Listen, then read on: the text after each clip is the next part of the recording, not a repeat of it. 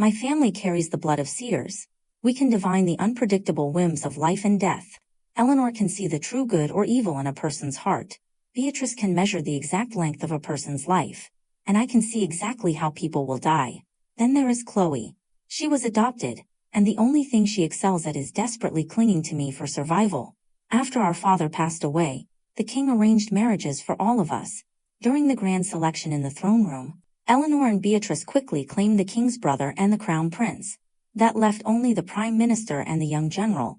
Chloe fell to her knees, tearfully begging me to tell her which man had the better fate. Without hesitation, I pointed straight at the prime minister.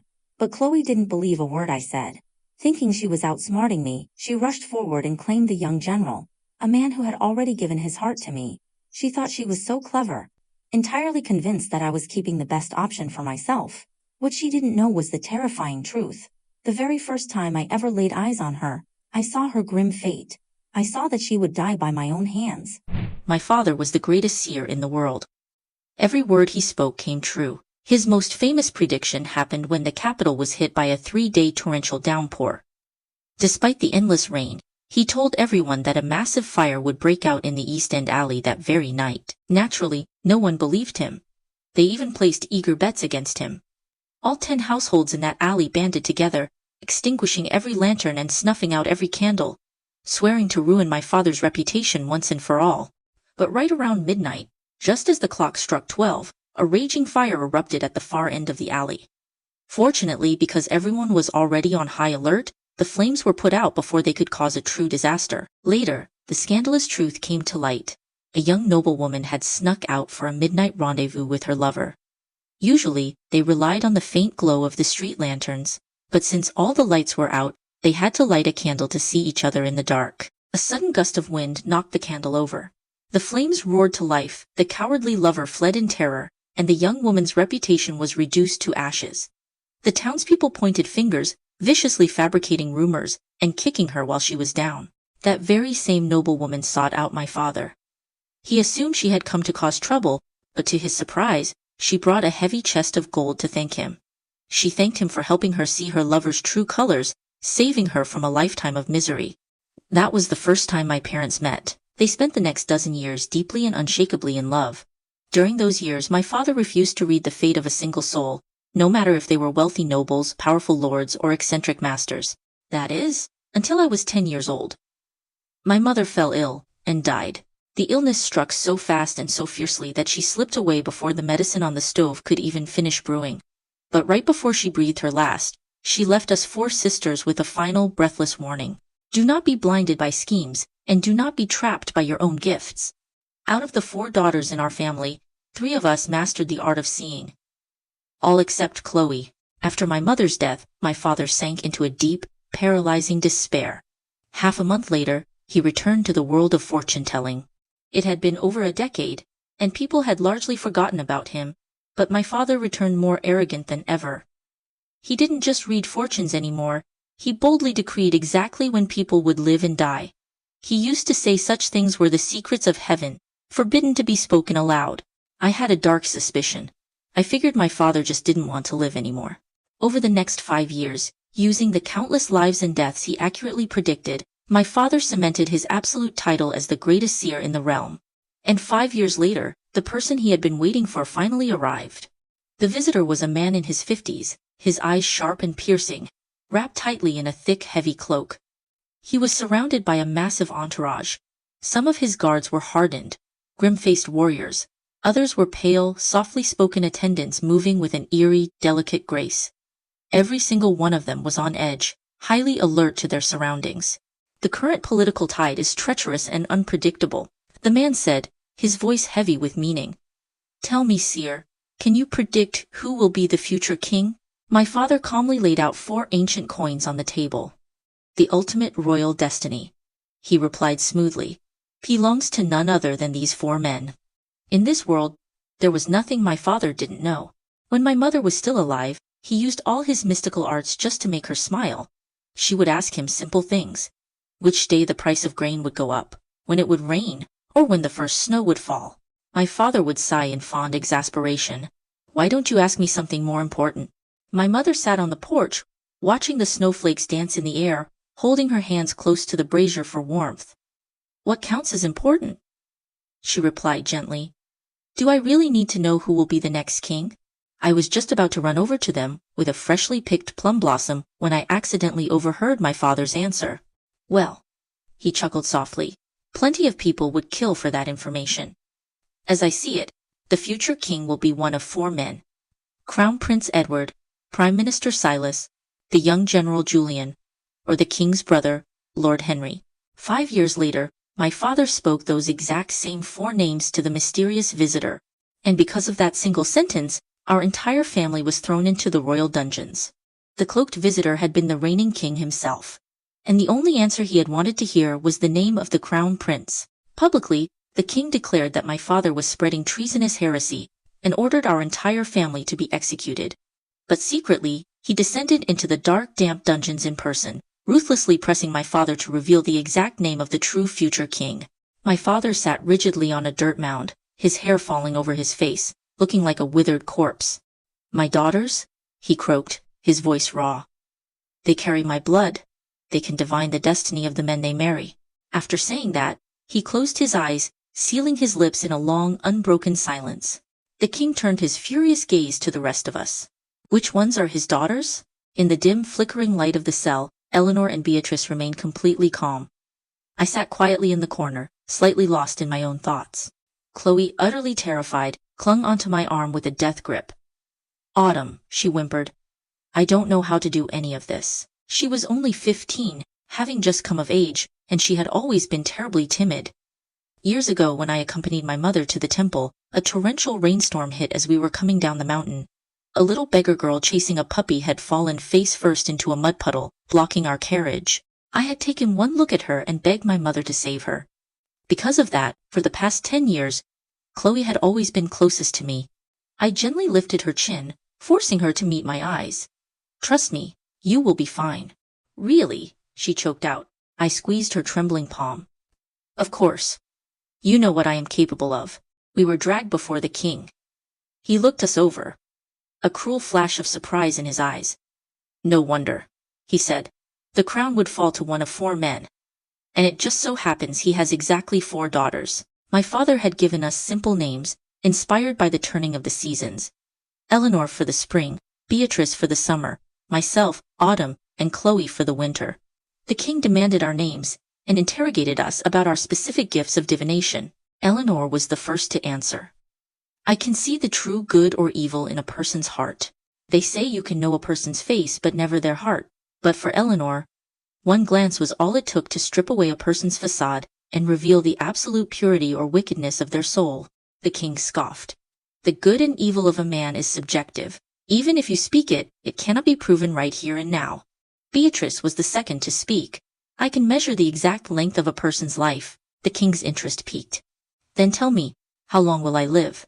Beatrice bowed her head in deep reverence. "Your Majesty will live a long, untroubled life." The king refused to buy such a flattering, evasive answer. "You are just too afraid to speak the truth. Fine. Pick someone in this room. Tell me whose death is approaching the fastest. I want to see if your gift is real." Beatrice straightened her posture. She slowly scanned the room, then raised her hand, pointing directly into a dark corner. "Him." The king followed her gaze. "Him?" It was an unassuming royal guard. The man instantly dropped to his knees, his face draining of color, his body trembling slightly. Kneeling beside Beatrice, I took the opportunity to steal a glance at the guard. But the sudden violent vision that flashed before my eyes left me stunned. I forced my racing heart to steady. I noticed the guard keeping his head bowed low, but his hand was subtly shifting toward his foot, his fingertips resting just inside the edge of his boot. The only thing that could be hidden there was a short blade. As the king casually strolled toward him, the guard suddenly exploded into motion, lunging forward with a cold silver glint flashing in his hand. "Assassin!" Panic erupted in the room. I grabbed a handful of loose dirt from the dungeon floor and hurled it straight into the assassin's face. In the chaos, I snatched the longsword from the king's waist, gripped it with both hands, and shoved it forward, driving it straight through the assassin's chest. The guard's bloodshot eyes went wide. His head slumped forward weakly, thick blood dripping steadily from the blade. It was the very first time I had ever killed a man. Trembling and in shock, I gasped for air and turned around to look at the king. But the first person I saw was Chloe. She looked back at me in a fluster. She had thrown herself across the king's chest, clinging to him as if she had just heroically tried to shield him with her own body. Meanwhile, Eleanor and Beatrice, who had been kneeling much closer to the danger, were still in their original spots, completely unmoving. Seeing Chloe's blatant theatrics actually calmed my nerves. I tossed the bloody sword aside and dropped back to my knees. The king glanced down at Chloe, coldly shoved her aside, and walked over to me.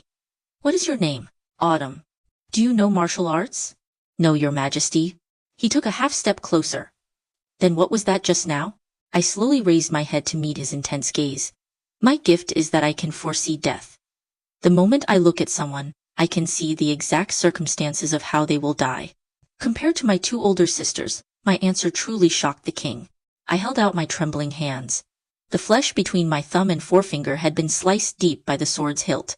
Today was the first time I have ever held a blade. I simply followed the path of the vision. The king scrutinized my bleeding hands. He bent down, picked up his discarded sword, and slowly twirled it in his grip. "So you're saying you can also see my demise?" "Yes," I said steadily, refusing to break eye contact.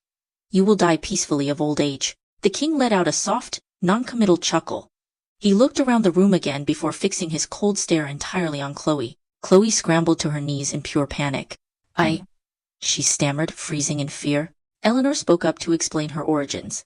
"This is our youngest sister. She is adopted and possesses no gifts of divination." The king used the blood-stained tip of his sword to lift Chloe's chin, forcing her to look up. I didn't expect there to be a useless spare. Forced to tilt her head back, seeing that the king showed no signs of stopping, Chloe actually stood up. Her body shook violently, looking utterly terrified. "Oh, your majesty!" The king turned his head coldly, glancing at Eleanor, then Beatrice, before finally locking eyes with me. "I don't believe it. If you three are truly as gifted as you claim, then tell me this. Will I kill her right now?" Of course he wouldn't. The very first time I laid eyes on Chloe, I saw exactly how she was destined to die. In that vision, Chloe was wearing the lavish robes of a queen. Her face was twisted in madness as she raised a dagger to stab the woman standing before her, only to be struck through the chest by an arrow fired from out of nowhere. She stumbled, losing her footing instantly, and the other woman, as if anticipating this exact moment, pulled a golden hairpin from her hair and ruthlessly drove it straight into Chloe's throat. Recalling this vision, I spoke the absolute truth. "Your majesty will not kill her." The very next second, the king shoved the sword forward, effortlessly plunging it right through Chloe's left breast. Chloe stared in sheer horror, desperately clutching at the wound. Blood gushed through her fingers. Impossible to stop. Her knees buckled beneath her, and she crashed heavily onto the floor. The king casually pulled the sword out and wiped the blood from his hand. His voice was bone-chillingly cold. "Take her back to the palace and heal her. If she doesn't survive, execute all 4 of them." 2 months later, my 2 older sisters and I entered the royal palace. I heard that Chloe's wound had healed long ago. She had been serving by the king's side day and night, and had even gotten into a feud with one of the royal concubines. Today, the king hadn't just summoned us, he had also summoned the 4 men my father had named. He was going to arrange our marriages. To the left of the great hall sat 4 men, their postures aristocratic and their auras commanding. A long, ornate embroidered folding screen divided the hall, allowing us to peek through the gaps to see the faces on the other side. Looking from left to right, the 2 youngest were the general and the crown prince, both around 18 or 19 years old. The general looked heroic and sharp, while the crown prince appeared upright and composed.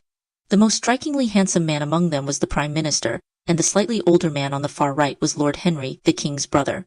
Eleanor and Beatrice were whispering to each other, completely icing me out. Over the years they had always distanced themselves from me, treating me as if I were some unforgivable villain. It wasn't long before the king arrived and took his seat upon the high throne. "I want to see," he announced, "which of you 4 sisters has the sharpest eye." Chloe followed right behind him, dressed impeccably like a high-born noblewoman. Seeing us seated behind the folding screen, she quickly scurried over to my side. "Autumn," she whispered. She pressed herself close to me as she sat down. I reached out to take her hand, intentionally letting my fingers brush against her wrist. I knew how to take a pulse. Her life-threatening injury was truly completely healed. A wound that severe would have cost even a seasoned martial artist half their life. "Autumn," she whispered again, entirely unaware of what I was doing, lowering her voice conspiratorially. The king promised me that you and I could choose first. She turned to look at me, her tone laced with deep anxiety. If Eleanor and Beatrice choose before us. I shook my head, refusing. We need them to choose first. That's the only way we'll know their secrets. You mean, whoever Eleanor chooses is the kindest man, and whoever Beatrice chooses will live the longest? But wouldn't that just leave us with the wicked or the short-lived? I looked at the four men in the distance. A wicked man won't necessarily lose this Game of Thrones. As for someone being short-lived, well, it's not my life being cut short. Knowing our enemies and knowing ourselves is what matters most. Chloe was visibly hesitating. She desperately wanted to pick first, but without my gift, she was completely clueless about who to choose. I trust you, Autumn, she finally said. Eleanor picked up a jade pendant from a servant's silver tray, stepped out from behind the screen, and revealed herself to the men. Crown Prince Edward was widely known for his pure and kind heart. He treated everyone with gentle courtesy. 3 years ago, he personally traveled to the southwest to lead disaster relief efforts, eating and sleeping alongside the common folk. When times got desperate, he even slaughtered his own horse to cook and share with the starving refugees. But to my surprise, Eleanor didn't choose the crown prince. Instead, she offered the jade pendant to Lord Henry. Lord Henry, the king's half-brother, was a man of steady temperament, a deep and calculating political strategist, and a staunch supporter of the crown prince's faction at court. But the fact that Eleanor chose him meant that, deep down, he was a genuinely good man. That was the only thing I needed to remember. Lord Henry clearly hadn't expected to be chosen first. With a look of mild surprise, he accepted the pendant. He already had a legal wife, so taking in another woman was of no real consequence to him. Beatrice made her move next. She chose the crown prince. This meant the crown prince was destined to live the longest life. She gracefully placed the jade pendant on the corner of his low table. Crown Prince Edward slowly lifted his eyes, his expression utterly unreadable. He didn't even reach out to touch the pendant, acting as if nothing had happened at all. It was my turn next. I was just about to stand up when Chloe suddenly grabbed my hand and dropped to her knees. Her voice was frantic, choked with tears. Autumn, please don't go. How am I supposed to choose? I'm begging you. Can you please just tell me who has the best fate? I froze, caught completely off guard. I couldn't tell her. Whenever I looked at someone for the first time, I didn't just see their face. I saw the gruesome, terrifying scene of their final moments. It was a horrifying, uncanny feeling. Right now, those four men were sitting together, chatting and laughing, but all I could see were their deaths. One of them would be starved to the brink of death, and then disguised as a suicide. One would be run through with a sword from behind. One would die of illness amidst the weeping of the entire palace, and one would be poisoned to death as a sacrificial offering. I couldn't say a word, just like I couldn't tell Chloe that there was a very real chance I would be the one to kill her with my own hands. How could I possibly say that, especially since I was present in every single one of their death visions? But given the current situation, if I didn't tell her something, she wasn't going to let me go.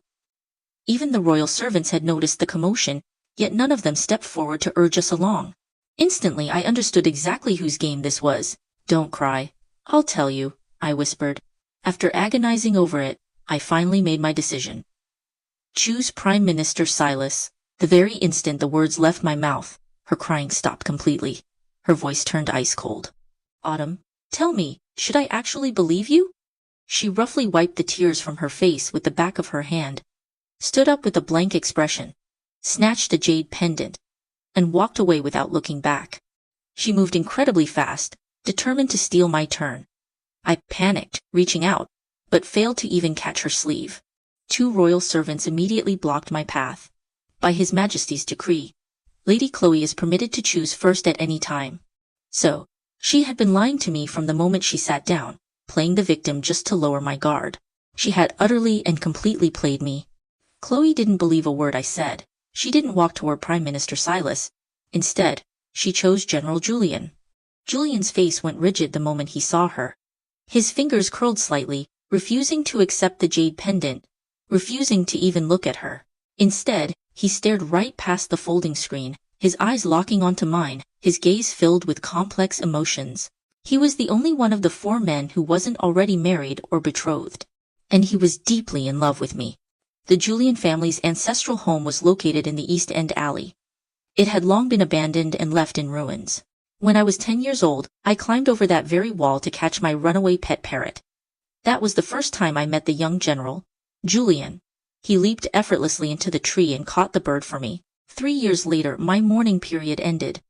During a summer excursion on the lake surrounded by vibrant greens and blushing pinks, our paths crossed again. He had rowed his boat deep into the lotus blossoms just to pluck one and give it to me. The lotus leaf was large, round, and vibrant green, while the flower was a delicate, trembling pink. It filled my heart with a quiet joy. If Chloe hadn't pulled this ruthless stunt, I would have chosen Julian. I picked up the remaining jade pendant, my fingers nervously rubbing its smooth surface, and hesitantly stepped out from behind the screen. As I walked past the crown prince's seat, he suddenly spoke up, his fingers lightly gripping his teacup. A man who has already been chosen can be chosen again. The crown prince said that because he wanted me to choose him. After my father's death, my 2 sisters and I were the only living seers left in the world. We were already extraordinary assets. But me, especially, if I could be completely loyal to him, I would be an unimaginable advantage. Over at Julian's table, a sudden clatter echoed as he accidentally bumped his desk. If I chose Julian now, claiming it was out of romantic affection, no one in this room would believe me. They would all assume I had foreseen him taking the throne. It would only drag him down, painting a massive target on his back and making him the royal family's greatest enemy. But if I chose the crown prince, my gift and Beatrice's gift would overlap. If we ever needed to lie to protect ourselves, our conflicting prophecies would expose us both. I had no choice but to keep walking. I stopped right in front of Prime Minister Silas. Silas held his teacup with one hand. He raised his eyes slightly to look at me, his gaze calm and unfathomable. With his free hand, he accepted the jade pendant. I had chosen him. It wasn't a triumph, but it wasn't a disaster either. The king officially decreed our marriages one by one. When it came to Julian's turn, he vehemently refused the arrangement over and over, earning a harsh reprimand from the king. Eleanor and Beatrice were made official concubines. Chloe became the general's lawful wife, and I became the prime minister's lowly concubine. At the palace gates, Julian chased after me. Silas consciously stepped aside to give us privacy. "Autumn," Julian said, his voice tight. "What happened today? It was not my choice. Even if I am forced to marry her, I will never." I cut him off immediately. "General Julian, we are both spoken for now. It is inappropriate for you to say such things to me." He fell silent, a profound disappointment dimming his eyes. Chloe hurried over from behind us. "Is my dear sister worried about my feelings?" she said, arching an eyebrow at Julian as if he were nothing more than a conquered prize. "It doesn't matter if I let you have him. After all, I don't care about the man. I only care about the power he will bring me." Chloe stepped closer to me, a smug smile curling her lips. "If you are willing, sister, we can work together. Even though I am marrying him, I won't overstep my bounds." Julian turned his back to us, his hands clasped tightly behind him. "No need," he said coldly. "I am no match for you when it comes to playing these twisted games." I had absolutely no intention of teaming up with Chloe for Julian's sake. That very night, I moved into the Prime Minister's estate. Silas had been married to his wife for 3 years. They were deeply in love, and there wasn't a single concubine or bedmaid in the entire manor. The king had granted them a 10-day leave of absence for the weddings. Silas only visited my room on the very first night, sitting in silence for the time it took to drink half a cup of tea. "I've heard the rumors about what happened in the royal dungeon," he began quietly. "Word is that the Ming family are the last descendants of the ancient seers. And you, in particular, can foresee the exact moment of a person's death. Even the crown prince tried to claim you today. Choosing me in the Great Hall must have been a desperate move." I met his gaze head-on. "Since I have already made my choice, my lord, you may speak plainly. If you want me to read your fate, I am perfectly willing." Silas looked down, slowly brushing the tea leaves away with the lid of his cup. "I want to know," he said softly. "How will I die?"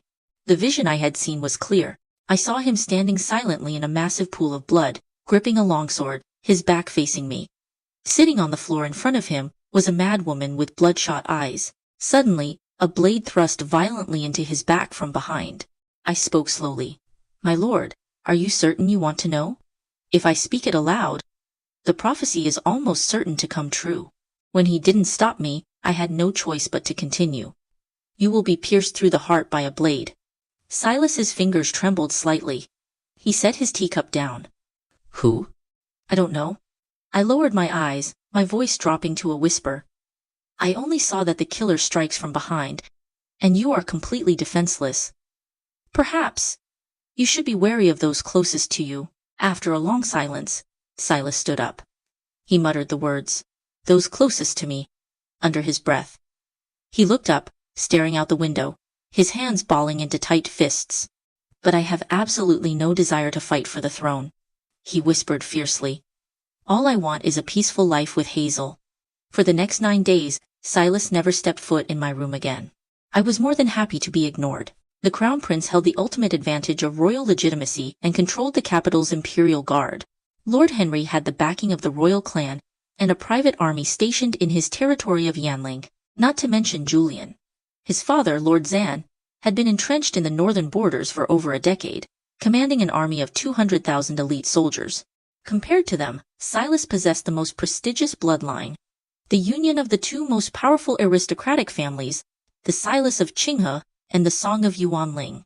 He was a brilliant young scholar who had scored first in the imperial exams, the undisputed leader of the court's righteous faction.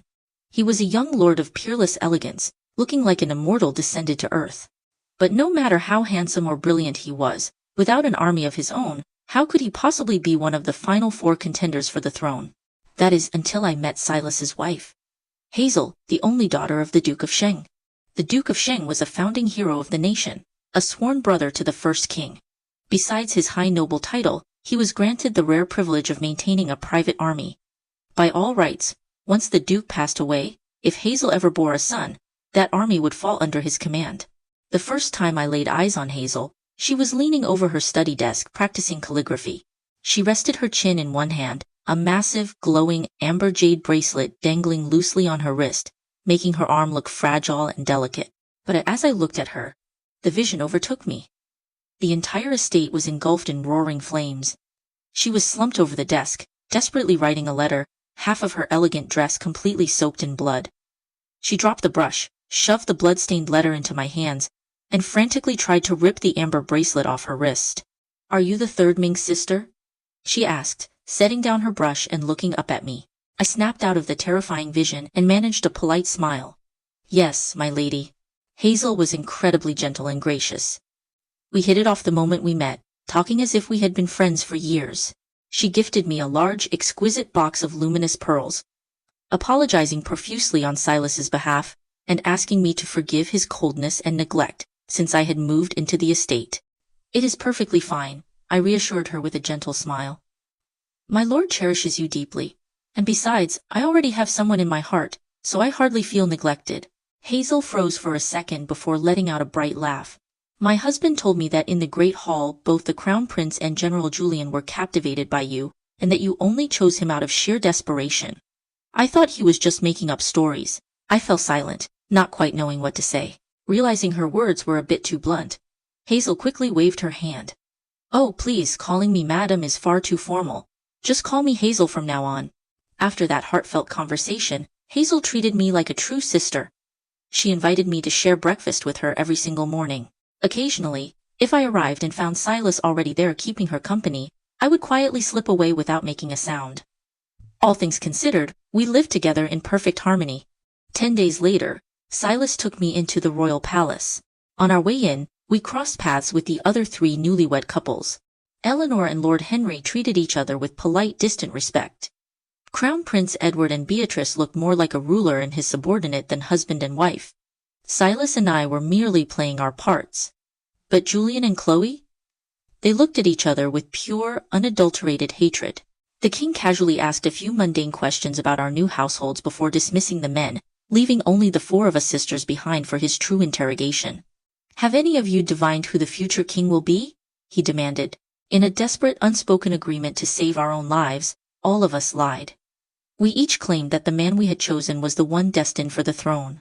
The king flew into a terrifying rage. He began coughing violently, collapsing back into his throne as he ordered us all to get out of his sight. But just as quickly he caught his breath and ordered Chloe and me to stay behind. Those other two I can dismiss." The king sneered. "But you, Autumn? The man you truly wanted to choose that day was Julian, wasn't it?" I replied calmly, keeping my voice steady. "Your Majesty, the man I told my sister to choose that day was Prime Minister Silas. The royal servants who were present can easily verify this." Chloe simply misunderstood my intentions. Chloe frantically defended herself. "Your Majesty, she was lying. She was deliberately trying to trick me into making the wrong choice. I swear to you, the true destined king is Julian." I slowly raised my head and looked directly at the king. "Your Majesty, if you truly believe that a seer would lie about a prophecy, then nothing I say, nor anything my father ever said, is worth listening to." "How could you not lie?" Chloe shrieked. "All of you clearly said His Majesty would." A porcelain teacup flew through the air like an arrow, shattering violently on the floor right in front of Chloe. Shards of white porcelain exploded outward, a sharp piece slicing a thin line across her cheek. She didn't even flinch. Instead, she knelt even straighter, simply wiping away the bead of blood. She instantly shut her mouth, realizing she had dangerously overstepped by almost mentioning the king's death. The king's face was terrifyingly cold. With a sharp flick of his wrist, he ordered Chloe to leave. Once we were alone, he slowly descended from his throne, his footsteps heavy and deliberate. "Back in the dungeon," he began, his voice even slower than his steps, yet dripping with dark authority. "I knew perfectly well that you and Beatrice were hiding the truth." He stopped a few paces away. "If I was truly destined to live a long, untroubled life as she claimed, I never would have sought out your father in the first place. I have no interest in asking her how much time I have left. Instead, why don't you tell me exactly how I will die?" A white handkerchief, stained heavily with fresh blood, fluttered slowly to the ground in front of me. I remained kneeling on the cold floor. I stared down at the bloody cloth, my eyes darkening as a chilling realization washed over me. My voice was unnervingly calm. "Your Majesty, the truth is, I am capable of lying." I raised my head, staring directly into his eyes without a hint of fear. The king narrowed his eyes, his expression turning rigid. I ignored his dark glare. Without waiting for his permission, I slowly stood up. "Your Majesty, I proved my gift to you in the royal dungeon. High-born royalty or common peasant, every man must face death. If you want me to read your ultimate fate, you cannot simply demand it. There must be a price." I took a few steps back, then turned to face him again. "Of course, you could just kill me right now. You could execute my entire family if you wish. But if you do, you will never drag a single word of truth out of my mouth." "What do you want?" the king asked coldly. "Let's hear it." "I only want to know one thing," I replied. "How exactly did Chloe survive her fatal wound?" The king looked genuinely surprised. My demand was far simpler than he had anticipated. He let out a low, almost relieved breath. "Her anatomy is highly unusual," he stated bluntly. "Her heart isn't located in the left or right side of her chest. It sits high in the center, just below her throat. That is why a sword through the chest wasn't enough to kill her." My hand unconsciously drifted up to touch my own throat. "I see, so that is why."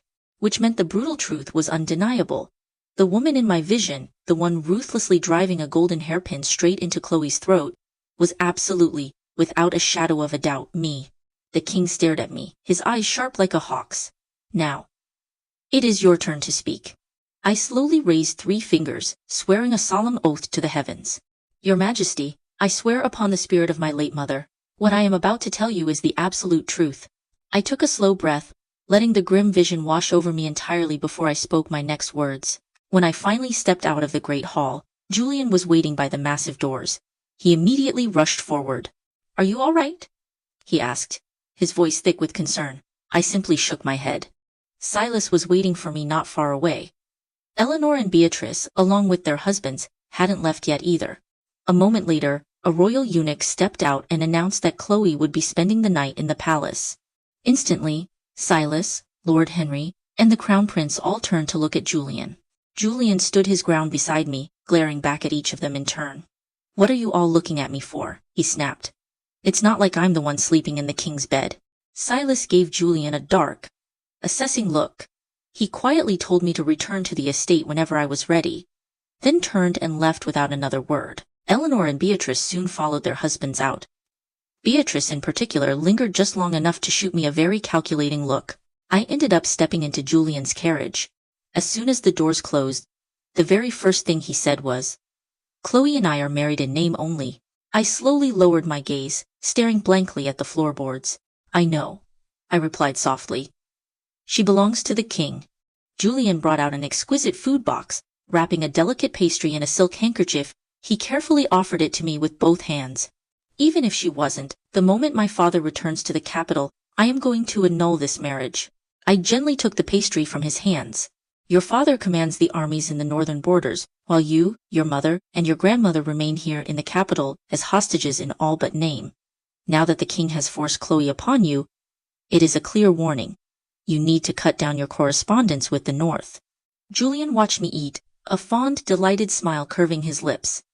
Like an obedient child he nodded. "I heard you and your sisters can divine the fates of your husbands?" "Yes." Suddenly, he held his palm open toward me. "Can you read my fate?" My mouth was still full of pastry, making my words slightly muffled. "I don't read palms. But just looking at your face, I can tell your destiny is incredibly noble." He chuckled, playing along. "My father actually believes in this stuff. He took me to a master once, who claimed I had the aura of a true king. Tell me, do you think prophecies like that actually come true?" The amusement faded from my eyes. I wiped my mouth with the handkerchief and looked up at him. "It is hard to say. Even the greatest seers are sometimes wrong." "Oh? Care to explain?" he asked, neatly folding his handkerchief and tucking it into his coat. "First, it depends on a person's life force. People with overwhelmingly strong destinies, those who aggressively seize power, calculate every move, and shape the world around them, are actually the easiest to read. But those with weak destinies, the people who just drift through life letting the current take them wherever, are entirely unpredictable." "And the second reason?" "Second is distance. Just as I cannot read my own future, the closer I am to a person, the harder it becomes to see their fate." I stood up and moved to sit right beside Julian. Staring intensely into his eyes, I leaned in closer, and closer still, until there was barely any space between us. My father also told me a secret. If a seer gets intimately close to someone, and uses their gift on them frequently enough, they can actually rewrite that person's destiny. He hadn't expected me to get so close. He looked down at me, his breath hitching slightly as he pressed his lips together. "Close? Like this?" I brought a fist to my lips, lowered my head, and let out a soft laugh. "Of course not. I mean true bonds. Parents, spouses, children. Take my mother, for example. She was originally destined to live to a ripe old age, but because of her connection to my father's gift, she died before she even turned 30. I pulled back, returning to my original seat across from him. I lifted the carriage curtain and looked out at the passing streets. "This is the wrong way." He coughed softly into his fist, suddenly looking a bit sheepish. I told the driver to take the long way around. "Julian, did you ever meet my mother?" I asked, suddenly changing the subject as I stared out the window. He blinked, caught off guard. "No, I never had the honor. But I am sure she was a wonderful woman.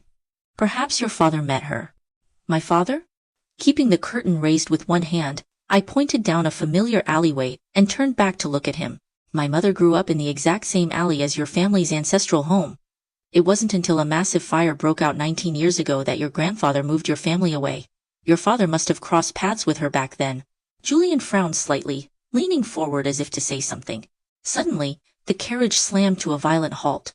The curtain dropped, the delicate food box flipped over, and I was thrown backward, crashing right into Julian's arms. Julian instinctively caught me, his hands gripping my shoulders tight. "What is going on?" he barked toward the front. I looked down at his hands. Catching my gaze, he immediately let go, looking awkward as he slid back to his side of the carriage. The driver called out from outside. "My lord, it's the carriage of the crown prince's concubine blocking the road." Inside the private room of the nearby tea house, Beatrice was indeed waiting for me. But she wasn't the one who wanted to see me. In a hidden, dimly lit back room, Crown Prince Edward sat behind a low stone table, slowly and deliberately pouring a cup of tea. He pushed the teacup across the table toward me. "I learned from Beatrice that my royal father has less than a year to live," he said, his voice cold. "I want to know exactly who dares to plot his murder." "I will." I took a calm sip of the tea, lowered my eyes, and spoke with absolute indifference. "You poison him." Edward completely froze. A suffocating silence filled the room. He pressed his fingers so hard against the stone table that his knuckles turned stark white. "That is impossible," he gasped, his voice trembling. "I would never do such a thing. How could I possibly?" Holding my cup with both hands, I looked around the room, genuinely bored, and let out a soft sigh. "Your Highness, there is no one else here. You should be thrilled. Whether you believe you are capable of it or not, the fact is, if you ever do decide to poison him, you are guaranteed to succeed." He snapped his head up to glare at me, his eyes darkening with rage. Suddenly he snatched the teacup and hurled it against the stone wall, shattering it to pieces. "I don't believe it. My father would never push me to such extremes." I paused, an amused thought crossing my mind.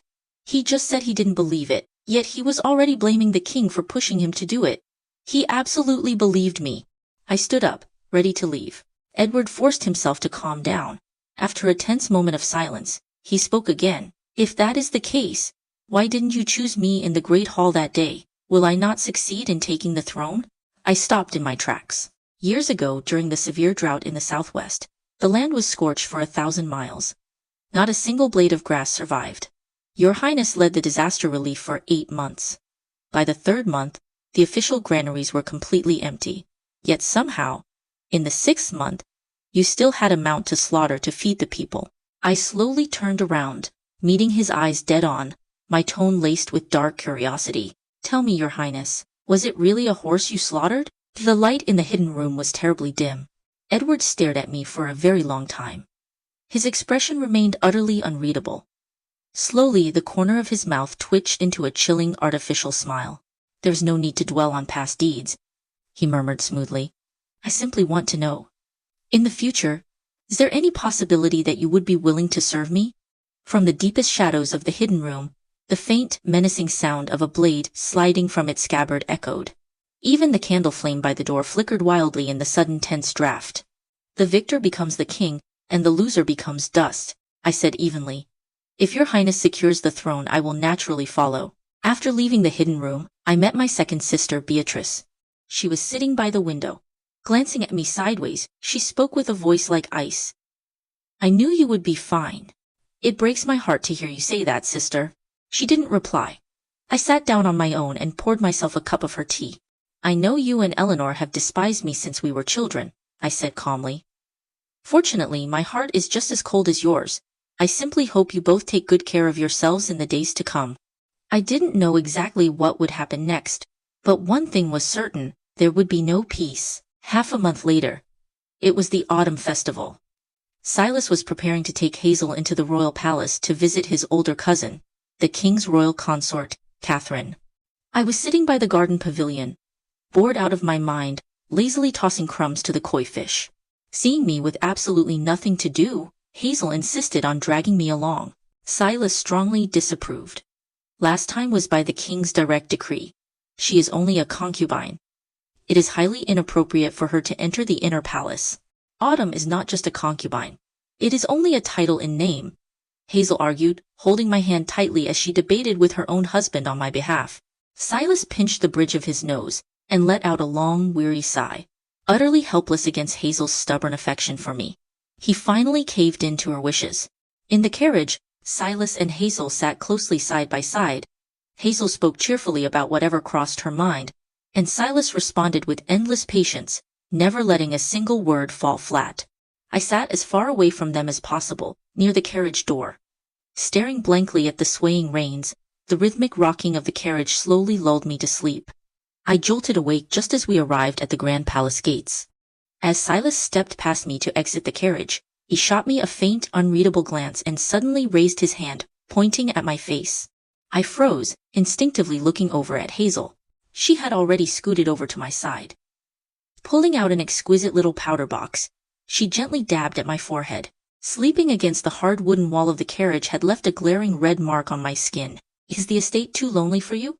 Have you not been sleeping well?" Hazel asked casually. "No, that's not it," I murmured. The truth was, my mind was simply too burdened with heavy, dark thoughts. Even though it was only autumn, the large heating braziers in Consort Catherine's palace were already burning fiercely. She reclined on a soft chaise lounge, her skin as pale as fresh snow, She clutched a small hand warmer tightly to her chest and had a thick woolen blanket draped over her knees, shivering as if she were trapped in a blizzard. Silas and Hazel took their seats, while I stood quietly behind them, secretly observing the royal consort. Suddenly, a gruesome vision flashed over her face.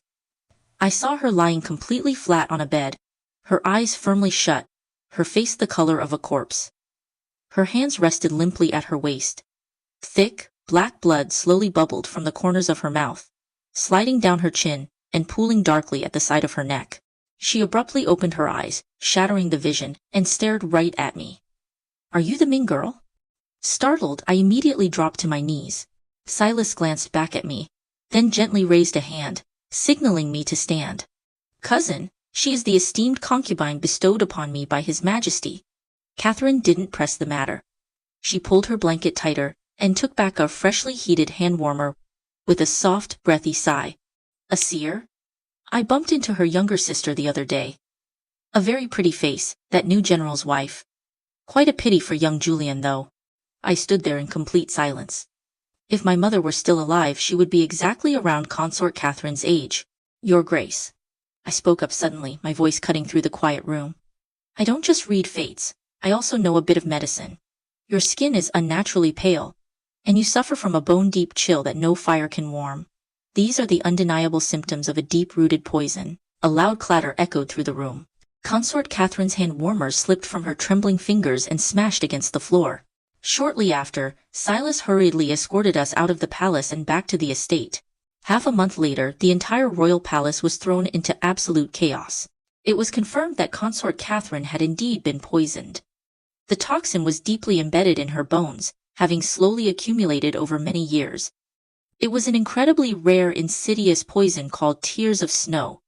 It wouldn't kill the victim outright, but it would ruthlessly drain their vitality and render them completely barren. But the most terrifying part of the poison was its nature. It could subtly infect whoever shared the victim's bed. The king flew into a terrifying, heart-stopping rage. He secretly summoned the highest royal physicians overnight and ordered a merciless lockdown and investigation of the inner palace. Another month passed before the culprit was finally dragged into the light. It was the late queen, the crown prince's own biological mother. It was even revealed that the little Princess Catherine had given birth to over a decade ago. A baby born tragically without a heartbeat was a victim of this very same poison. Now the entire court and inner palace were buzzing with dark, unspoken suspicions. Everyone began to wonder if the king's mysterious inability to sire any new heirs for years was because of. I assumed that now the truth was out. Consort Catherine wouldn't die the gruesome blood-choked death I had seen in my vision. I was dead wrong. 3 days later, overwhelmed with agonizing guilt for having unknowingly poisoned the king's body all these years, Consort Catherine swallowed a lethal toxin and took her own life. When the royal servants arrived at our estate to deliver the tragic news, they also brought a rare, exquisitely carved jade lock. It was a parting gift from Catherine, explicitly meant for me. This was the first birthday gift my cousin custom-made for her little princess all those years ago. Silas explained, his voice hollow. Silas changed into pure white mourning clothes. He walked right past me, his steps heavy, and dropped to his knees before her spiritual shrine in the mourning hall. I changed into my own mourning attire and went to kneel quietly beside him.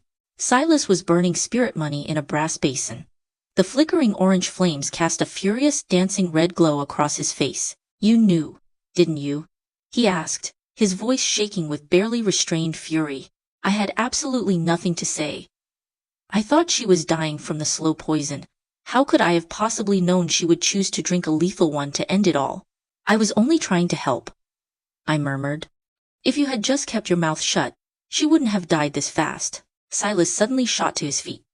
With a violent swing of his arm, he hurled the heavy stack of gold and silver foil papers right at my face. It happened so fast I couldn't even dodge. The sharp edges of the paper struck my cheek, stinging and burning my skin. I slowly raised my head, glaring fiercely back at him. He actually dared to lay a hand on me. Around us, the low murmurs died instantly as every single mourning guest in the hall turned to stare. Hazel quickly pushed through the crowd of mourners, pulling me into her embrace. Shielding my face from the prying eyes with her wide sleeves, she hurried me away to a secluded back room. "He has always been like this," Hazel said softly, carefully applying a soothing ointment to my stinging cheek. Catherine's death has thrust him right into the eye of the storm, and he desperately wants to stay out of the bloody war for the throne. Then he should resign from his post, I replied coldly. Hazel couldn't help but let out a soft chuckle, though she quickly covered her mouth, remembering the solemn occasion. Don't hold it against him. What kind of wife constantly argues right and wrong with her own husband? I gently pushed her hand away. He is your husband, Hazel, not mine. She smiled warmly and pressed the small jar of ointment into my palm. Is that so? And what if it were Julian? He would never lay a hand on me. Hazel told me to stay behind and rest, excusing me from the remainder of the morning rituals. That night, Silas came to see me. It was only the second time he had stepped foot in my courtyard since I moved into the estate 3 months ago. 2 sharp knocks rapped against the wooden door frame. What happened today was not intentional. His voice drifted through the door. I leaned against the window seat, a scroll gripped loosely in my hand, and didn't bother to say a word. You must know, he continued. Seeing a prophecy come true so violently left me deeply shaken. I simply set down my scroll and looked out at his shadowy silhouette. My lord, you were the one who asked me that day. I gave you the absolute truth, and yet it offends you. Why worry so much? Consort Catherine drank that poison to avenge her little princess. Who knows, perhaps when you finally meet your bloody end, it will also be for the sake of someone you deeply love. He stood silently outside the door for a long moment before turning and walking away into the dark. Consort Catherine had been by the king's side for 20 years, and had been his most favored companion for nearly 10. Though she had never successfully borne him a child, her tragic, dramatic death shook the entire kingdom. The king didn't even have time to resent her. Utterly heartbroken, he posthumously crowned her as his queen. As for the late queen who had orchestrated the poisoning, she had been dead for years, leaving the furious king to project his wrath entirely onto her son, Crown Prince Edward. Furthermore, because I had previously warned the king that the Crown Prince would one day poison him, this recent scandal only cemented his dark suspicions. Word quickly spread that the Crown Prince's palace, the East Palace, had been surrounded by heavy royal guards. No one was allowed in or out. Lord Henry, leading a massive group of court officials, knelt outside the king's hall for hours, begging for mercy on the Crown Prince's behalf, but it completely failed to move the king. Lord Henry even came to our estate seeking Silas's help, but wasn't even allowed through the front gates. By that time, Silas had already been claiming illness and hadn't attended the royal court in half a month. Eleanor eventually showed up at the estate to see me. I am not here to beg for the Crown Prince, she said tightly. But Beatrice is locked inside the East Palace with him. I was casually arranging some flowers in a vase, and replied with complete indifference. Trust me, Eleanor, she won't die.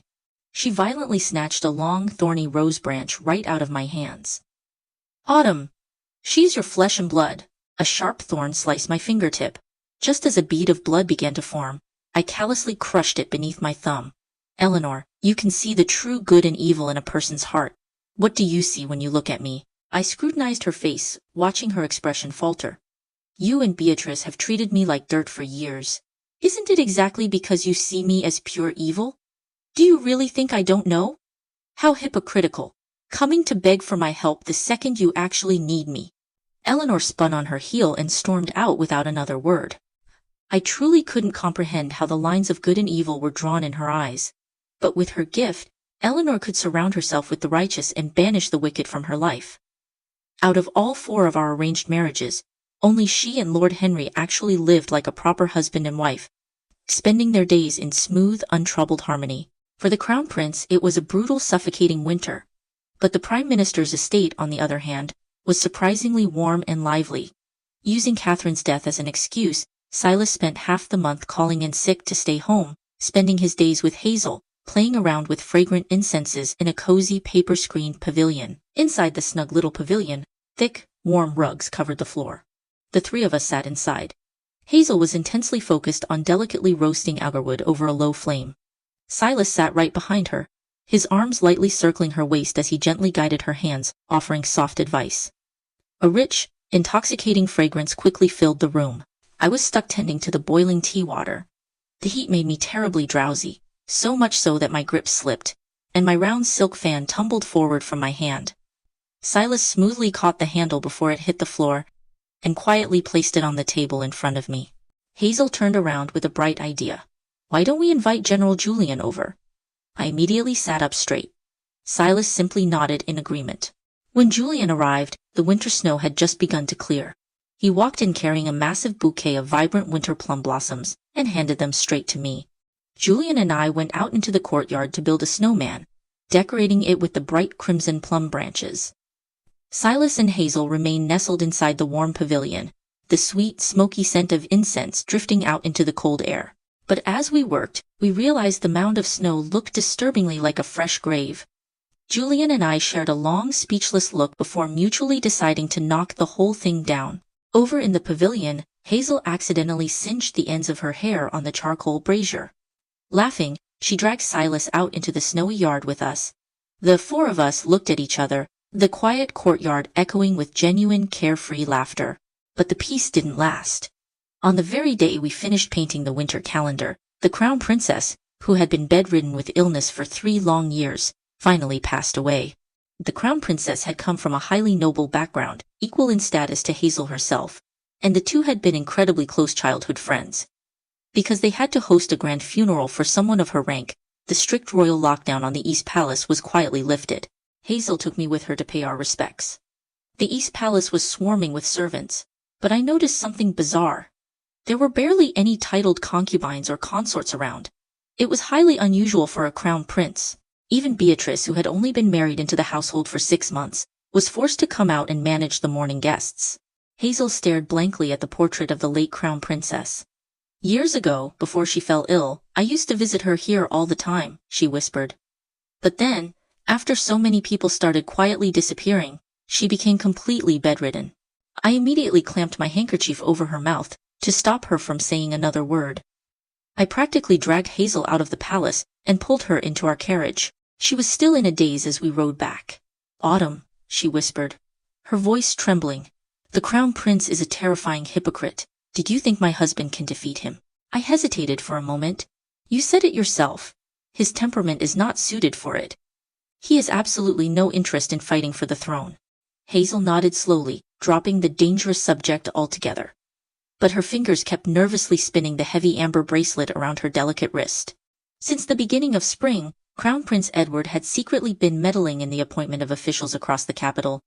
No matter how high or low the rank, even for minor clerks at the local magistrate, his shadowy influence was everywhere. Strangely, he wasn't picking his own loyalists. Instead, he chose people who would unexpectedly drop dead within half a month of taking office. Overnight, apart from the ancient old guard, any newly appointed official who managed to survive 3 months on the job was considered a seasoned veteran. The turnover rate in the capital's bureaucracy became shockingly high. The king didn't notice the anomaly at first. He simply threw the crushing burden onto the Ministry of Personnel. Faced with an unprecedented administrative nightmare, the nearly 100 men in the ministry worked 3.5 months without a single day off. 2 successive ministers were fired in disgrace. It wasn't until the 3rd minister quietly sought advice from the East Palace that the crisis was miraculously resolved. In the blink of an eye, Edward had quietly seized complete control of the Ministry of Personnel. According to Silas, the disguised attendant constantly lingering by Edward's side during these selections, bore a striking resemblance to Beatrice. A month later, the Crown Prince and Lord Henry had a bitter falling out. It was over the military. During the East Palace's lockdown, the furious king had verbally transferred command of Edward's elite imperial guard over to Lord Henry. Now Edward was aggressively demanding the command seal back. Henry genuinely wanted to support the crown prince, but feeling that Edward's recent actions were far too radical and dictatorial, he flatly refused to hand over the troops. Add to that Eleanor whispering in Henry's ear, constantly urging him to distance himself from the toxic crown prince. The capital ushered in a volatile, bloody political spring. Staring at the fresh green buds sprouting on the courtyard trees, a sudden thought struck me. Was the king running out of days to live? No wonder Edward was so utterly desperate to get his elite guards back. The realm was about to descend into absolute chaos. And in a world of chaos, the army was the only thing that mattered. That very night, Silas came to visit my courtyard. He walked in uninvited, made himself comfortable on the heated window couch, and picked up my embroidery hoop to inspect it. Over the past half-month, Hazel has received more letters from her family than she did all of last year, he noted quietly. Silas had told me before that the Duke of Sheng was nearing 70, but his political ambition remained as fierce as ever. Hazel was his only child. Long before she was ever betrothed to Silas, The Duke had secretly hired a master fortune teller to read her face. The master had claimed Hazel possessed the ultimate destiny. She was meant to be royal. By marrying Hazel, Silas had essentially been hijacked by her family's terrifying ambitions in the Southwest. I snatched the embroidery hoop right out of his hands. If you have so much to say, go back to her room and say it to her face. What is the point of complaining to me? His hands now empty. Silas looked up at me and slowly stood. There is no need to tell her. I am going to cut off all her correspondence with the Duke. I gave a noncommittal hum and walked him toward the door. Just as he stepped over the threshold, he shot me a sideways glance. Have you been seeing Julian lately? I thought about it for a second. I imagine his military family is even busier preparing for war than Hazel's. Standing right beside me in the dark, Silas lowered his head and let out a soft, genuine chuckle. The next day, I went to check on Hazel, but her maids told me she had caught a bad chill and was refusing all visitors. On the 7th day of the 3rd month, the king held his grand birthday banquet. The royal servants explicitly demanded my attendance and ordered me to prepare a lavish gift. Hazel and I rode together in one carriage, while Silas took his own. Hazel watched his carriage pull ahead, slowly dropping our window curtain with a deep sigh. Her voice sounded utterly heartbroken. Because of my father's scheming, Silas can't even stand the sight of me anymore. I was never the comforting type. Well, it's not like you just met your father yesterday, I said bluntly. Hazel stared at me in stunned silence. A second later, her eyes went red, and she slumped against my shoulder, sobbing uncontrollably until she exhausted herself into a deep, heavy sleep. At the birthday banquet, the king looked dreadful. It had only been half a year since I first saw him, but his complexion was now the color of a rotting corpse. I spotted Eleanor and Lord Henry across the hall. Henry's first wife had passed away from illness just last month. Since Eleanor and Henry shared such a loving, harmonious bond, she had officially been elevated from a concubine to his primary lawful wife. Crown Prince Edward attended the banquet alone. Rumor had it that Beatrice had fallen ill, though whether it was a real illness or a feigned one to avoid the public eye, no one knew. I watched Edward graciously entertain the families of several powerful military generals. Throughout the feast, he even deliberately dropped hints that he was looking to take new wives into the East Palace. Halfway through the banquet, I excused myself to freshen up behind the main hall. As I passed a secluded rock garden, I happened to witness Eleanor brushing past the crown prince in the shadows. I stepped out and gave Eleanor a sharp warning. Edward is deeply cunning. You are Lord Henry's lawful wife now, and you possess a naturally pure heart. If you involve yourself with the crown prince, you will only end up getting used. I haven't seen Beatrice in months. Every time I try to visit the East Palace, I am turned away at the gates. Eleanor argued, her voice strained. She glared back at me. Are you telling me to just save myself and abandon my sister?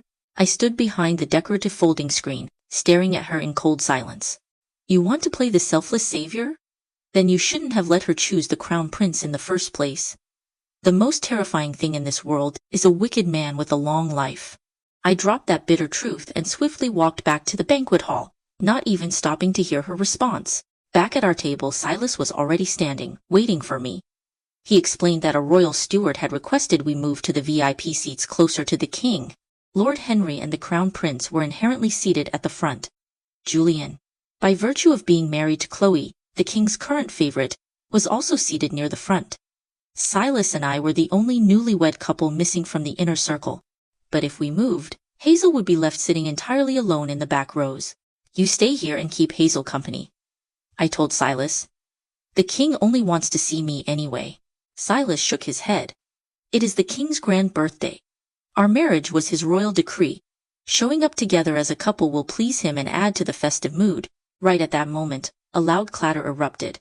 Hazel had accidentally knocked over a porcelain bowl, sending warm broth spilling over the back of her hand and sliding down her forearm. I immediately pulled her toward me. Are you all right? Silas pulled out a clean handkerchief and handed it to her. Thankfully, the banquet dishes have all gone cold. Hazel kept her head bowed, saying absolutely nothing. She took the handkerchief and frantically scrubbed her hand, rubbing her fingers until the skin was raw and red. Then, she desperately tried to pull off her thick amber jade bracelet. This bracelet is too precious to be ruined by the broth, she mumbled frantically. The royal steward returned, respectfully urging Silas to hurry to the front. Silas tried to persuade me to come with him first, promising he would return to keep Hazel company later. Hazel stood there, violently yanking at the bracelet, but it stubbornly refused to slide over her knuckles. It was as if she were wrestling with some invisible enemy. Her face flushed a deep red, and a fine layer of anxious sweat broke out on her forehead. I watched her panic, a dark, terrible realization slowly dawning on me. I told Silas to wait a moment. Reaching out, I firmly grasped Hazel's trembling wrist to help her ease the heavy bracelet off. The moment my fingers pressed against her pulse point, I felt it. Her pulse was incredibly strong, and uniquely rhythmic. I lowered my eyes, forcing my voice to stay perfectly flat. Hazel, have you put on a little weight lately? Hazel stopped struggling. She slowly turned around, locking her tear-filled eyes with Silas's. I am pregnant. Silas completely froze. Hazel simply stared at him. She calmly called over a passing royal servant, claimed she was suddenly feeling unwell, and demanded a royal physician. Silas couldn't even react in time to stop her. That very night, the explosive news of Hazel's pregnancy spread through the 6 palaces and rippled out into the capital. I walked to the front VIP tables and took my seat alone. It wasn't long before the birthday gifts were presented. Crown Prince Edward offered a massive scroll of blessings collected from 10,000 commoners. Lord Henry presented a grand longevity folding screen. Silas gifted a priceless calligraphy scroll from a past dynasty master. And I presented a magnificent blood-red parrot. When it was Julian's turn, he presented 2 legendary Akhal-Teki horses, brought all the way from the distant northern borders. The gift was incredibly heavy, but the unspoken loyalty of the northern army it represented was even heavier. Then came Chloe. She presented an anonymous painting depicting a mother cow tenderly licking her calf, a classic symbol of a parent's deep, unconditional love for their child. Julian clearly had absolutely no idea she was going to do this. The entire hall held its breath, terrified to make a sound. That is, until the king stared at the painting and burst into tears. Edward immediately crawled forward on his knees, using his own silk sleeves to wipe his father's tears. He sincerely begged for forgiveness, weeping loudly for a long time. Right there and then, the royal father and son dramatically reconciled. Seeing me sitting alone, Julian walked over to my table to offer a toast. "What kind of madness is she pulling now?" he muttered under his breath. Presenting that painting out of nowhere, she practically handed the crown prince a massive favor on a silver platter. I raised my cup and clinked it against his. "Your gift was far better. I saw them just now. Those 2 horses are worth their weight in gold. Akhal-Tekis are almost impossible to find to begin with, and transporting them safely from the north to the capital. I can't imagine the immense manpower and wealth it cost." Julian lowered his eyes at my words. He downed the rest of his wine and quickly changed the subject. "Once the banquet is over, I will escort you back." I nodded. Silas and Hazel had left in such a chaotic hurry that they probably hadn't even bothered to leave a carriage for me. Up on the high dais, the king finally stood up to leave the feast. But he only took 2 steps before suddenly collapsing backward into his throne. His eyes were wide open, his mouth gaped wordlessly, and his body seized up. The unmistakable signs of a severe stroke. Absolute panic erupted across the hall. Edward scooped up the king and rushed out, with Chloe closely following right behind him. Instantly the inner palace was locked down.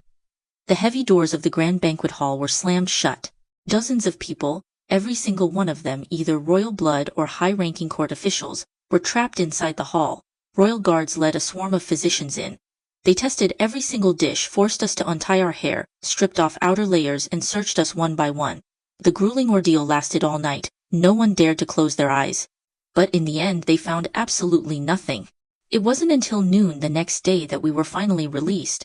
But only after having our names recorded and pressing our thumbprints onto a royal ledger. The palace gates were jammed with carriages from various estates. Julian draped his heavy cloak over my shoulders, wrapping a protective arm around me as he urged me to take his carriage home. I was just about to follow him when someone called out, "Lady Autumn." Both Julian and I paused, taking a moment to realize that it was the title the servants of the Prime Minister's estate used for me. Silas's carriage was parked surprisingly close to the palace gates. It must have been waiting there since last night. I changed my path and boarded it instead. I assumed it was an empty carriage sent for me, but to my surprise, Silas was sitting inside, completely alone. "My lord, what are you doing here?" Silas stared at me, blankly. "Just coming out for a breath of fresh air." I sat near the door, and we rode back in total silence. I was exhausted to my bones, but a restless anxiety kept me from falling asleep. The king remained bedridden, hovering near death. Edward stayed by his bedside day and night, playing the devoted son. Court affairs were nominally managed by Lord Henry and a few others, but the government had essentially ground to a halt.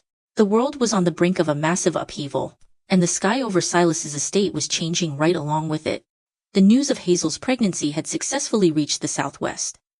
The Duke of Shang was secretly mobilizing his private army, preparing to march on the capital to overthrow the crown prince.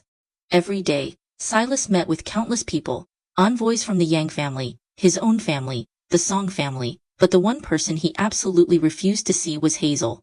Carrying his child, she waited under his veranda for half the day, only to be coldly turned away by his guards.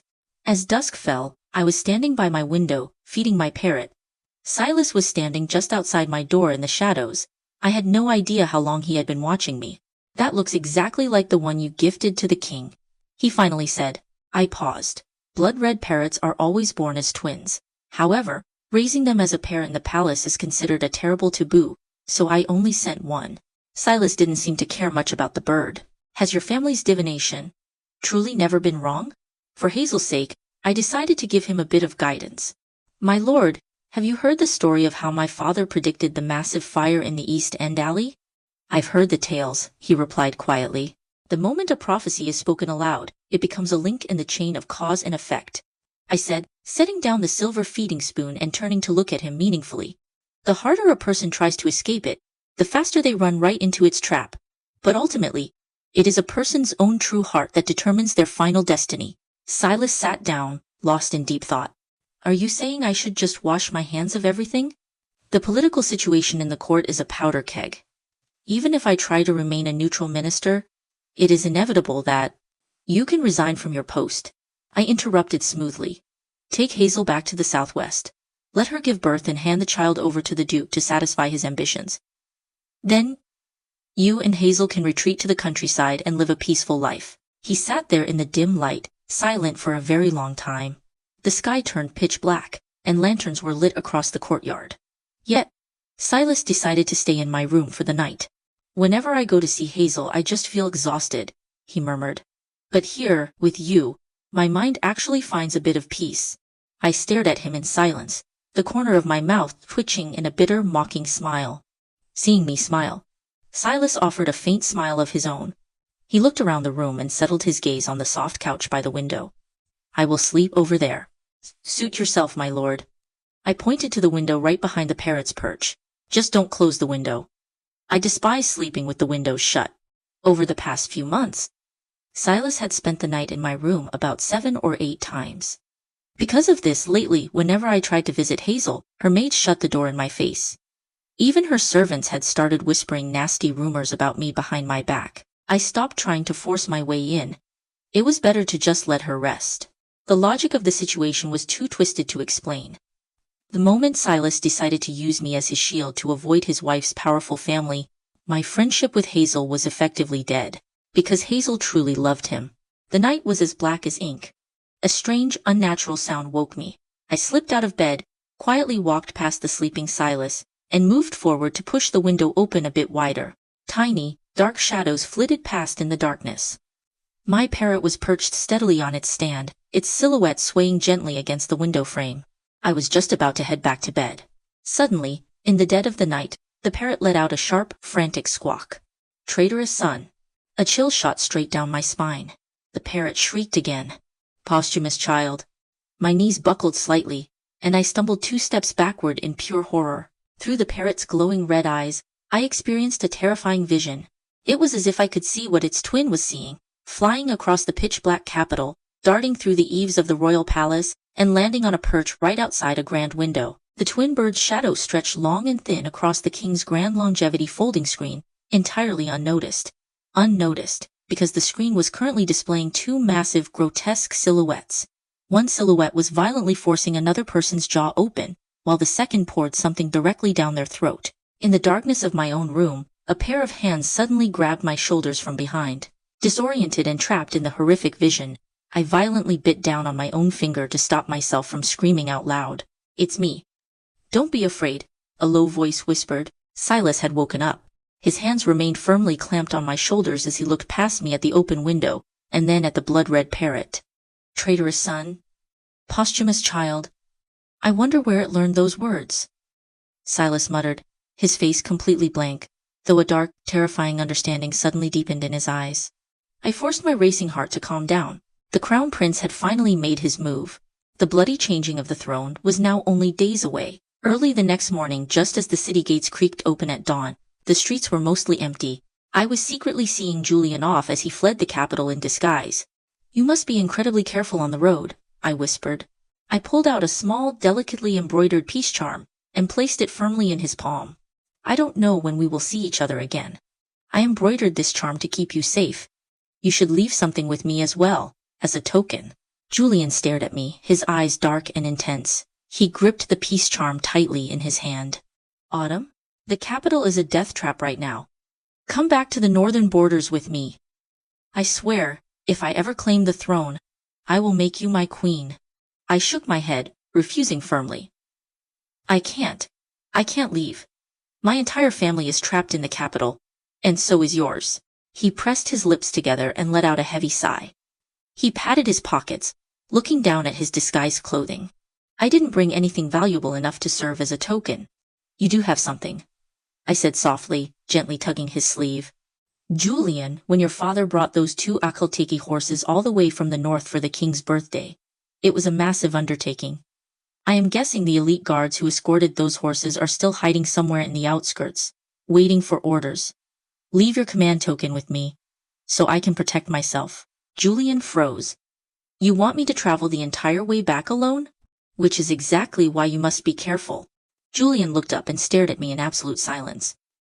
After a long moment of hesitation, he carefully tucked the embroidered peace charm into his tunic, close to his heart. Then, he reached into his belt and handed me the heavy iron command token of the Julian family. It's only 1,000 elite men, they are all yours.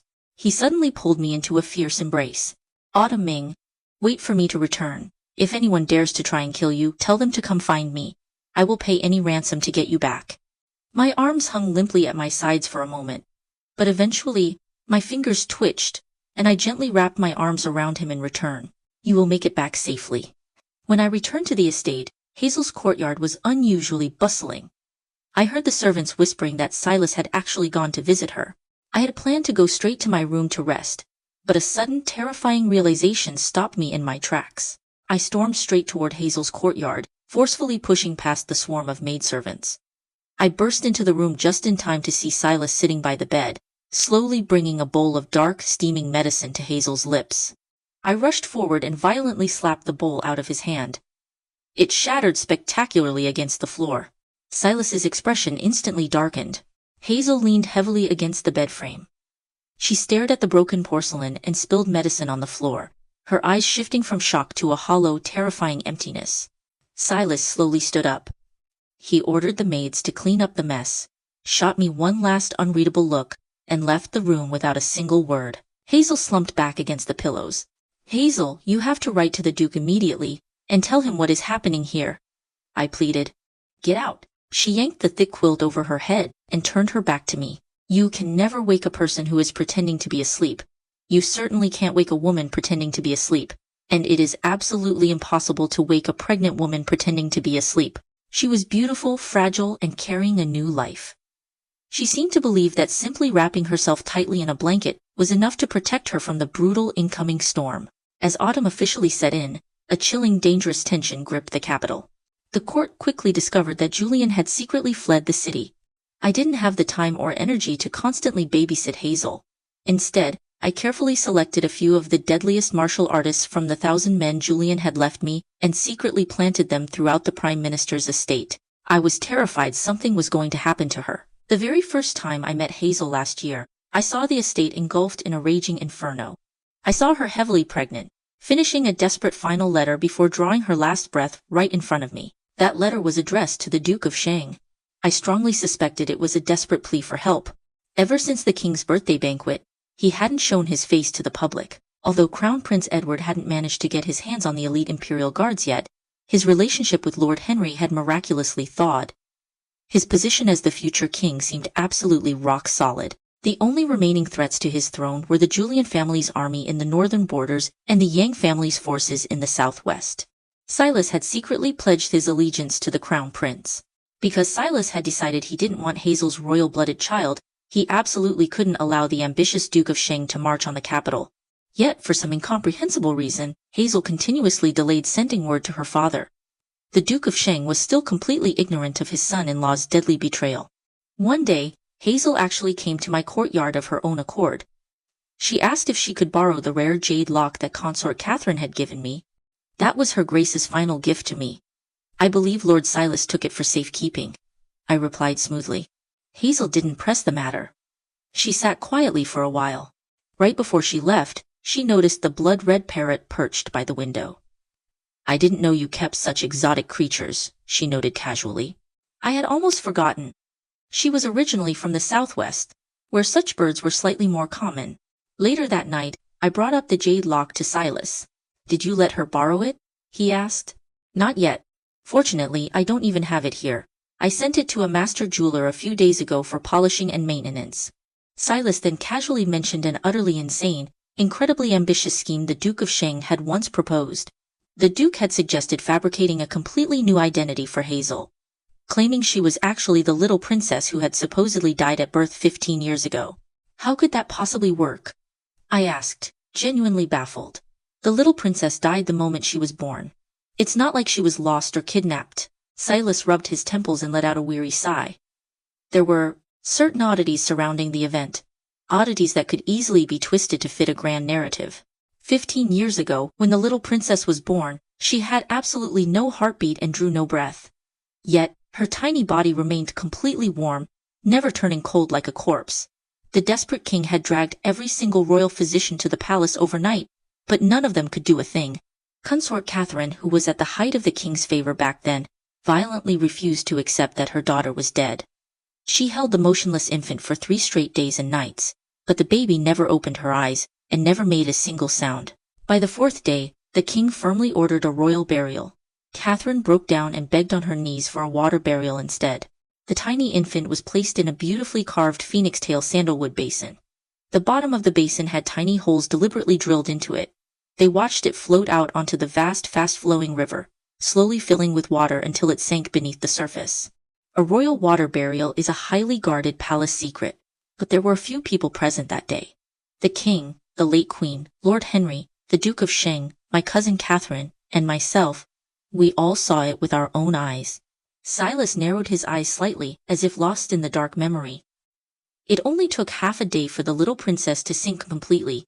There is absolutely no way she survived. The Duke of Shang's plan to legitimize Hazel's unborn son by claiming royal blood is purely delusional. I kept my head down, slowly pouring myself another cup of tea. I actually think the Duke of Shang is quite creative. Silas tilted his head, giving me a long, unreadable look. Suddenly, he reached across the table and placed his hand over mine. When Julian fled, why didn't he take you with him? I frowned slightly and forcefully yanked my hand back. In the process, the teapot slipped, spilling scalding hot tea directly onto his hand. Silas instantly stood up, gripping his burned hand tightly, staring down at me without saying a single word. My apologies, my lord, I said, my voice dripping with false regret. You touched upon a very sore subject. In the dead of night, just before dawn, the night watchman's clapper echoed through the empty streets. A single strike of a brass gong followed, but then the heavy gong suddenly crashed to the cobblestones, spinning with a frantic metallic hum. I threw on my outer coat and pushed my door open. The night sky directly above the Prime Minister's estate was far redder and brighter than the rest of the capital. Crown Prince Edward had dispatched his troops to tightly surround the entire manor. Edward demanded to see me by name. He even brought me a little gift. When I opened the covered cage he presented, a bird frantically fluttered out, banking sharply around the corners before flying directly into my courtyard. Blood-red parrots, Edward said, his voice dripping with malice. 1 male, 1 female, swapping day and night, sneaking into the inner palace to eavesdrop. Seeing the bird's flight path, Edward coldly raised his hand, signaling his guards to follow it. Lady Autumn, planting a weaver's curse inside a mere parrot. Don't you think that is a terrible waste of dark magic? The weaver's curse was a vicious parasite bred by the witches of the southwest. Any man infected by it was compelled to visit the witch every single day. It was usually reserved for restless, unfaithful lovers, using it to uncover matters of life and death. I shot back. Is that really a waste? Edward violently lunged forward, his hand wrapping tightly around my throat. He slammed me back against the stone wall, his voice dropping to a terrifying, deadly whisper. I am willing to overlook the fact that you helped Julian escape the capital. Tell me, who inside the palace has been opening the windows for your little spies every night? Tell me, and I will let you live, purely out of respect for your 3 sisters. Out in the courtyard, Silas and Hazel were being held back by a wall of gleaming, drawn swords. I stared directly into Edward's furious eyes and let out a breathless, helpless laugh. I am nothing but a lowly concubine in the Prime Minister's estate. I have barely set foot in the palace half a dozen times. Do you honestly think anyone in there takes orders from me? Edward, your paranoia is exactly like your father's. Or rather, exactly like the late king's. Just then, his guards returned to report. They had slaughtered both of my parrots. Edward's face darkened further, but he roughly let go of my throat. I am not killing you today, Autumn, only because you are still useful to me. Slumping against the wall, I clutched my chest and coughed violently, gasping for air. Even so, I forced my head up and flashed him a mocking smile. Does your highness want me to read your fate? Edward stepped closer, looking down at me with utter contempt. Don't bother cursing me with your cheap tricks. Your sister Beatrice already assured me that I have more than 20 years left to live. Doesn't that prove I am the ultimate victor? What a terrible pity, I murmured with a genuine, regretful smile. The truth was, Beatrice hadn't lied to him. But he desperately needed to combine her prophecy with my vision of his death to understand his true, horrifying fate. It really was a terrible pity. Edward left 300 heavily armed soldiers behind, placing the entire Prime Minister's estate under strict lockdown. Every move Silas and Hazel made was heavily monitored. I was placed under strict house arrest in my own room. In the middle of the night, a few shadowed figures broke in. They violently ransacked my room, tearing everything apart, but failed to find what they were looking for. Are you looking for the jade lock? I asked the darkness. And here I thought it was Silas who sold me out. Hazel. Standing by the wooden table, I removed the glass lampshade, blew softly on a fire starter, and cupped my hands to slowly light the oil lamp. I simply don't understand, I said calmly. It was Silas who tried to abort your child. It was Silas who leaked your father's secret marching route to the Crown Prince. Your father, your unborn child, he is actively trying to destroy your entire family. What on earth are you doing? What could you possibly be thinking? Hazel's silhouette slowly emerged from the shadows. She was already 7 months pregnant, her belly swollen. Autumn, she began, her voice trembling with venom. You claimed the man in your heart was Julian, yet you have been getting closer and closer to Silas. He used to love me. He never even gave you a second glance before. It was you who orchestrated all of this. I cut her off sharply. What exactly did I do? She couldn't actually name a single thing. She just stared at me with burning intensity, biting her lower lip so hard it almost bled. I don't know what kind of dark magic you used. Perhaps you are just brilliant at playing your twisted games. She paused, her tone hardening with absolute conviction. I have to admit, your methods are flawless. You act so caring toward me in front of him. You play the gentle, understanding, perfectly considerate sister. All it does is make my own desperation look repulsive by comparison. That is why he cares less and less about me every day. A wave of pure, sickening revulsion washed over me. Hazel, I honestly thought I could sympathize with you. But I never realized you don't need my sympathy at all. You truly make me sick. 2 of her hidden guards stepped forward, violently grabbing my arms and twisting them painfully behind my back. I know exactly what you want to say, Autumn. Hazel spat. You want to say you never cared for him, that he was the one making advances. But I don't want to hear it. I refuse to hear a single word of it. Hazel slowly drew a long sword from a guard's scabbard, pointing the gleaming tip directly at my chest. The more you deny it, the more you humiliate me. I stared at her in utter disbelief. You are actually going to kill me? Hazel coldly shoved the blade forward. But just before the steel pierced my skin, her wrist was violently struck from the side. Her arm snapped outward, and the agonizing shock forced her to drop the sword. Outside the door, her remaining guards had their throats slit in absolute silence. The lethal elite warriors I had secretly planted inside the estate vaulted through the windows, instantly disarming and pinning down Hazel and her men. You had people spying on me? Hazel gasped, one hand protectively cradling her swollen belly, She backed away in terror, stumbling into a tall wooden stool and sending a porcelain vase crashing to the floor. "You probably won't believe this," I said evenly, "but I placed these men here specifically to protect you."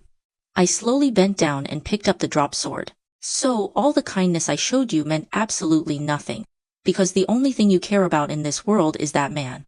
The only reason we could ever be friends was on the strict condition that his love for you remained absolute, and that I posed zero threat to your precious delusion of true love." Hazel's face drained of all color. She pressed her hands against the wall, desperately trying to shuffle away, doing everything she could to dodge the gleaming edge of my blade.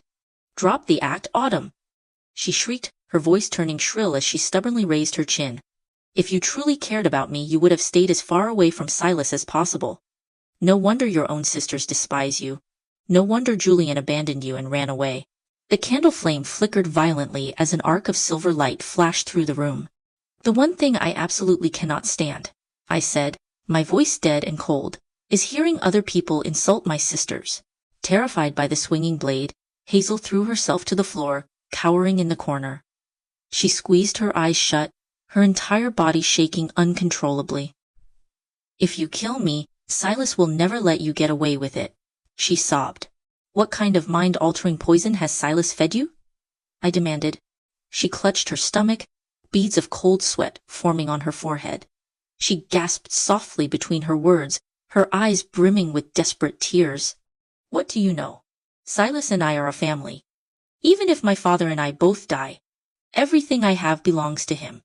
I will leave it all to him and my child, but I will absolutely never let him have it with another woman. One day, when you actually marry a man you love, you will finally understand." I gripped the sword hilt so hard my knuckles turned white, my chest heaving with heavy breaths. I stared down at her pathetic, trembling form, and slowly my grip loosened. "I am not going to kill you." Because listening to her deranged logic, I finally, truly understood. A father is less important than a husband, and a husband is less important than a child. I understood perfectly. I ordered one of my men to go lure Silas to the courtyard. Then, I rested the sharp edge of the blade against my own palm. I closed my eyes and firmly sliced the skin open. That hurts," I muttered to myself. Hazel watched in horrified confusion. "What are you doing?" I slowly raised my eyes to look at her, a dark, wicked smile curving my lips. "Hazel, you ask why my sisters keep their distance from me. You didn't honestly think your little delusional speech touched my heart, did you?" I looked down, tightly clenching my bleeding fist. "If I kill you myself, it would be far too quick and merciful. A martyr's death? That simply won't do." Thick drops of my blood splattered heavily onto the wooden floorboards. The moment I heard Silas's frantic footsteps bursting through the doorway, I spun around and sprinted toward the exit, crashing perfectly into his chest. "My lord," I cried out, my voice thick with terror. "Hazel tried to kill me to steal the jade lock." I wrapped my bleeding hands tightly around his arm, smearing red across his sleeve. "She knows you leaked the Duke of Sheng's marching route to the Crown Prince." Silas stared down at Hazel, his expression unreadable. "Hazel, the Duke of Sheng's army was ambushed. His fate is unknown. Did you know?" Hazel stared back at him for a long time. Slowly, her trembling hand reached up, wanting to touch his face. "My beloved," she whispered, her voice choking on a sob. "My beloved?" I chimed in, feigning curiosity. Silas glanced sideways at me, lowering his eyes slightly. "It is my courtesy name." I casually observed Hazel from the corner of my eye.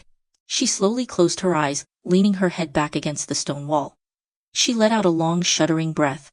"My father is not dead yet," she said, her voice hollow.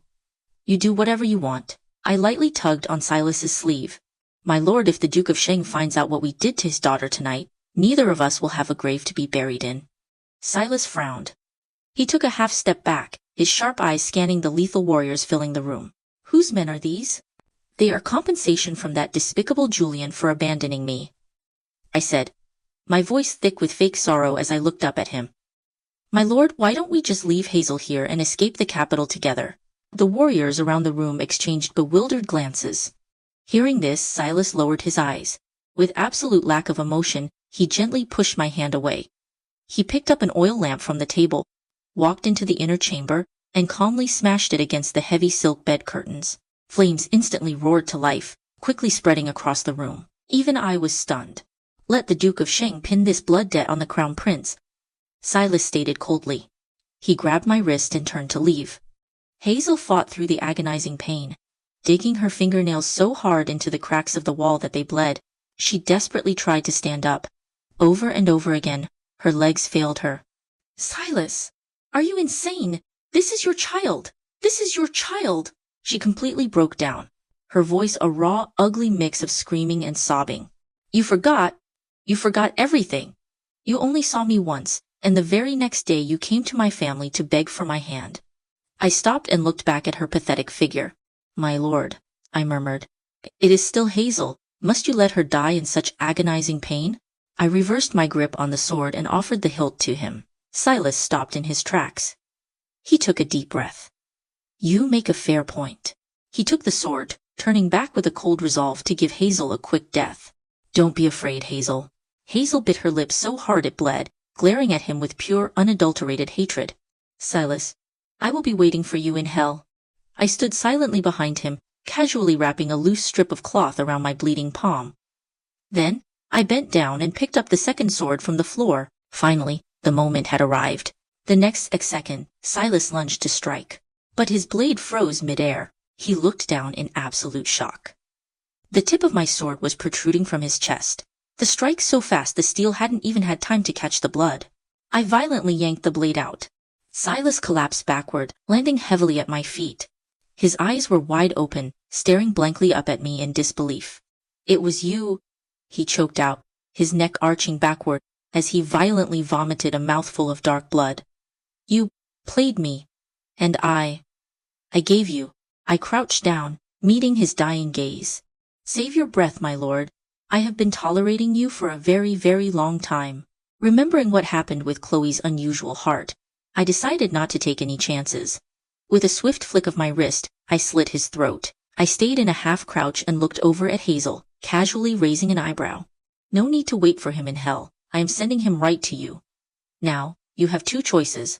1, you can insist on avenging him, and I will gladly send you down to join him. 2, you can thank me for saving your life, and I will get you out of here alive.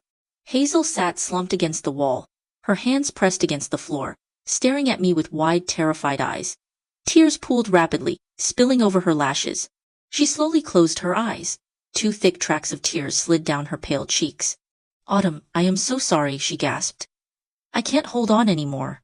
As she sat there, a dark pool of blood began to seep from beneath her, quickly staining the lower half of her dress. I immediately rushed over and helped her up. The fire in the inner room was growing rapidly. I urgently scanned the room, trying to find a safe place for her to lie down. But Hazel gripped my hand with surprising strength. You gave me this gift, she rasped. And now I will give you one in return. I will write a final letter to my father. I will tell him to take you in as his sworn daughter. The Duke's estate will protect you forever. With the flames casting a roaring demonic glow across the room, she pushed through the agonizing pain. She slumped over the study desk, picked up a brush with trembling fingers, and frantically began to write. When she was finished, she shoved the blood-stained letter into my hands. Then, with a violent yank, she forced the heavy amber bracelet off her wrist. The scene was terrifyingly identical to the vision I had seen last year. Wear this bracelet, go to the calligraphy and painting shop I always frequent, and give this letter to the owner. I tightly clutched the letter, staring down at her, my eyes suddenly burning with unshed tears. I am going to have my men carry you out. Hazel squeezed my hand. She looked down at her swollen belly, then looked up at me, her eyes begging. Autumn, please, help me. The king's death was officially announced to the realm.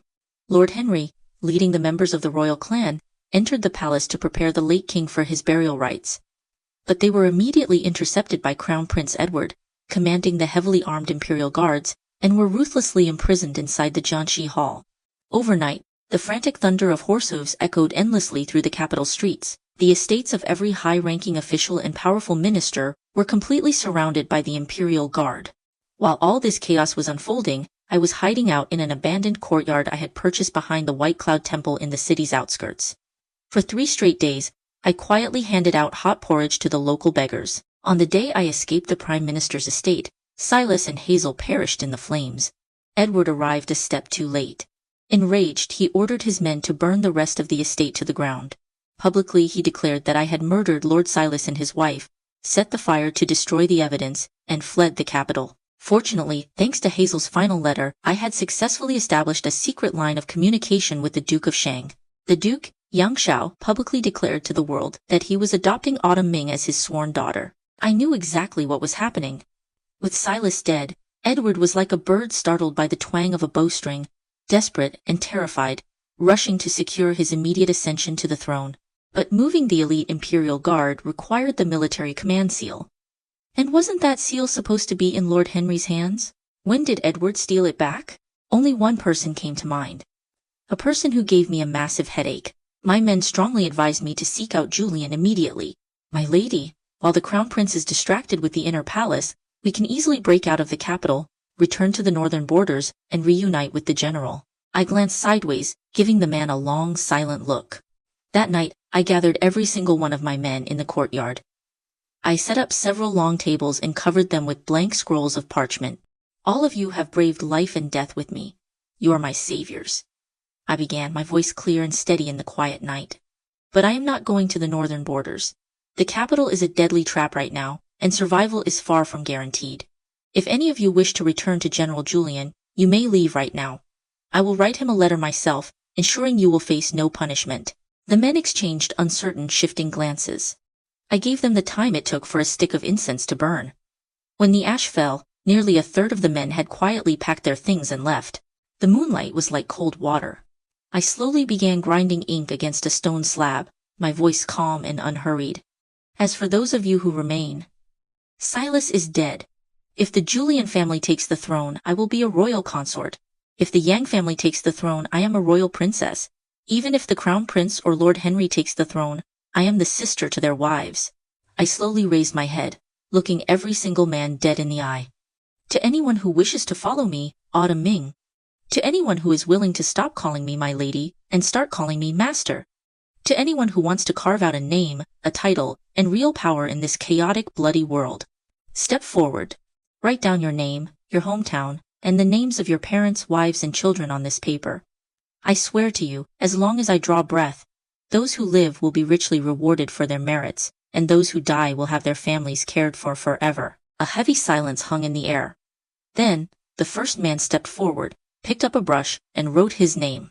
The courtyard instantly boiled over with energy as men eagerly passed the brushes back and forth. But in a dark corner, 4 or 5 men remained completely still, their faces etched with hesitation. I walked into the house, brought out a small wooden chest, and handed it to them. Here is some loose silver. Divide it among yourselves and head down the mountain. You didn't want to go back to the north, but you don't want to follow me either. I imagine you just miss your families. Take the money and go home. Caring for one's family was not necessarily a lesser ambition than building an empire. The men took the silver, thanked me profusely, and quickly disappeared down the mountain path. But one man among them was different. I want the silver, but I also want to write my name. Can I do both? I looked him up and down. He wore rough, cheap clothes, had an utterly unremarkable face, but spoke with a deep, incredibly steady voice. I remembered him. When Hazel lunged at me with that sword, he was the one who had brutally kicked her wrist away. What is your name? Marcus. Marcus explained that his mother was gravely ill. He was a devoted son who desperately wanted to go home and see her, but he didn't have the money for a proper doctor. He promised that if I gave him the silver, he would stay and serve me with his life. I could do that, I said, but it wouldn't be fair.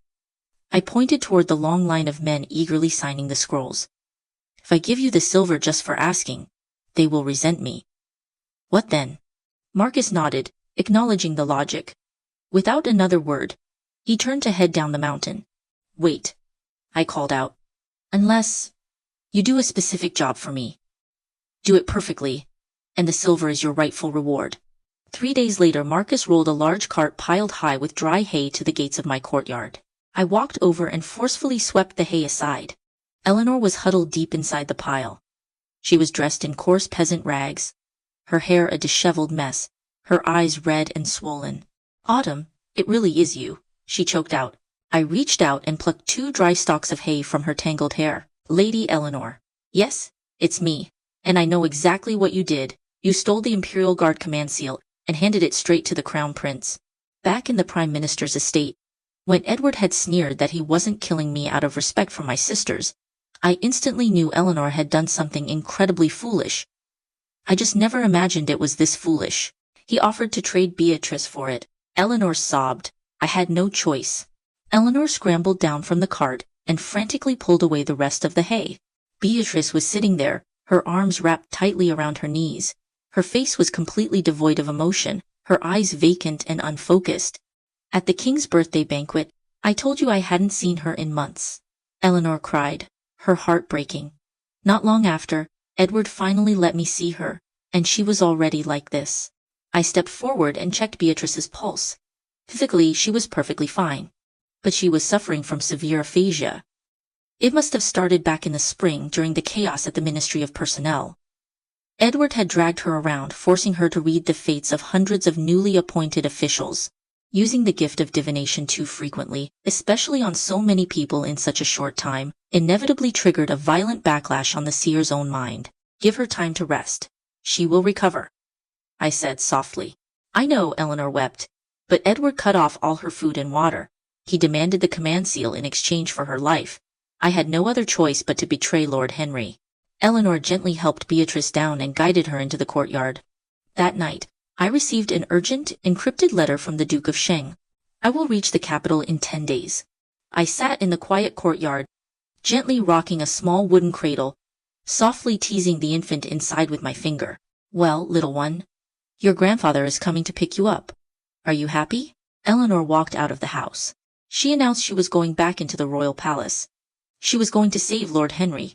I went through hell to smuggle you out of his estate, and now you want to march right back into the palace to die?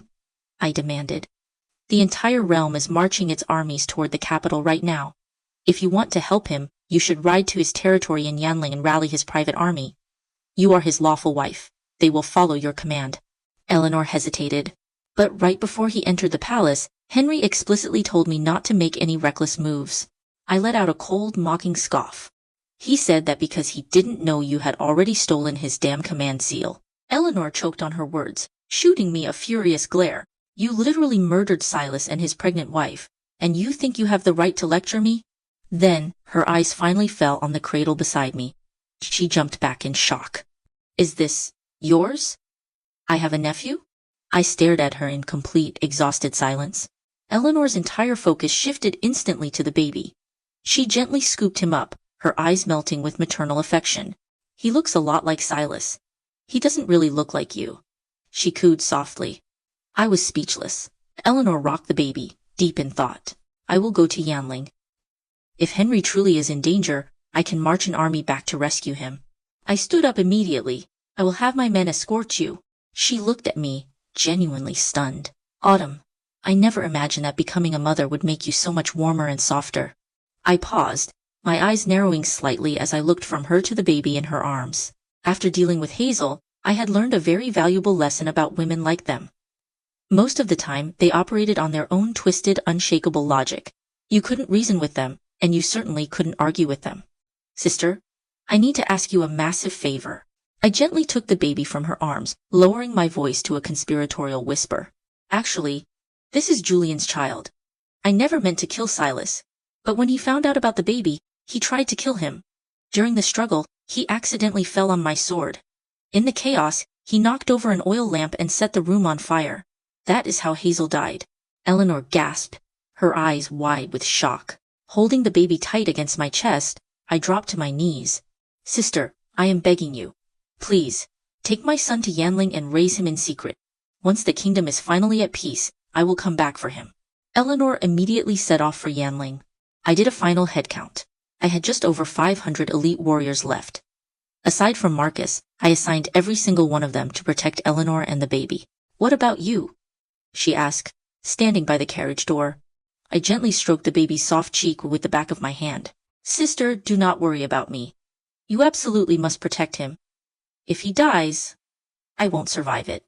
Deeply moved, Eleanor raised her hand to the heavens and swore a solemn oath to protect the child with her life. Autumn, have you given him a name? Arthur, I replied. Arthur the Dawn. My entire hope for the future was tied to him. After Eleanor left, I settled Beatrice safely in the White Cloud Temple. Then, I returned to the courtyard and firmly locked the heavy wooden gates behind me. I walked completely alone to the towering gates of the royal palace. I am here to see Edward. Edward was completely overwhelmed. The Duke of Sheng's army of 30,000 men was marching steadily east, closing in on the capital. From the north, Julian's vanguard of 50,000 elite soldiers was sweeping south, rapidly approaching the Great River. Inside the capital walls following Silas's death, the court officials were terrified into absolute silence. Not a single soul dared to make a move, but deep within the royal palace, Lord Henry and the captured members of the royal clan had been locked up for days, adamantly refusing to cooperate with the crown prince. Henry stubbornly insisted on seeing the late king's body with his own eyes before he would yield. Edward summoned me. Autumn, he sneered. I was just about to send my men to hunt you down. Yet here you are, delivering yourself right to my doorstep. I raised my eyes, meeting his gaze directly. Back in that hidden tea-house room, I made you a promise. If your highness secures the throne, I will naturally follow. Edward slowly descended the steps of the dais, his voice dripping with vicious sarcasm. Is that so? Then this is perfect. You are the newly declared sworn daughter of the Duke of Sheng, and the beloved of General Julian. How about I drag you up to the city walls and use you as a hostage? I arched an eyebrow, a mocking smile tugging at the corners of my mouth.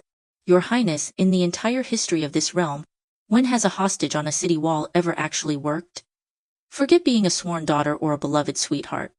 Even if I were Duke Xiao's own father or Julian's birth mother, pushing me off that wall wouldn't stir up a single speck of dust to stop them. It would only fuel their armies with a righteous fury to slaughter you. Edward's face instantly hardened. Then what use are you to me? I took 2 confident steps forward, my expression turning dead serious.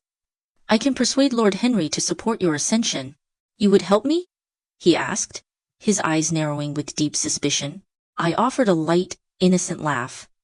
Your Highness, I have never done a single thing to harm you. The truth was, I had only entered the palace to see Lord Henry. While the other royals were under house arrest in the Grand Hall, Edward had thrown Henry down into the damp, dark depths of the royal dungeon. Henry didn't even turn to look at me, only acknowledging my presence from the corner of his eye. Unless he lets me see the late king's body, he rasped. I will never support Edward's claim to the throne. I ordered the dungeon guards to leave us and calmly sat down on a wooden stool opposite him. Henry, you just want to know if the crown prince murdered the king, don't you? He finally turned to look at me. If you truly want to see the body, I can take you there. However, I paused deliberately, locking eyes with him. There is no need to look. I will tell you the truth right now. Yes, he did. Henry clenched his fists and violently slammed them against the rough stone wall of the cell. Then you can save your breath. I will never support him. I gave a soft hum of acknowledgement, remaining perfectly still as I watched his fury. I am not here to persuade you for his sake. I am here to persuade you for mine. Henry froze. You? He looked me up and down, his face twisting in disbelief.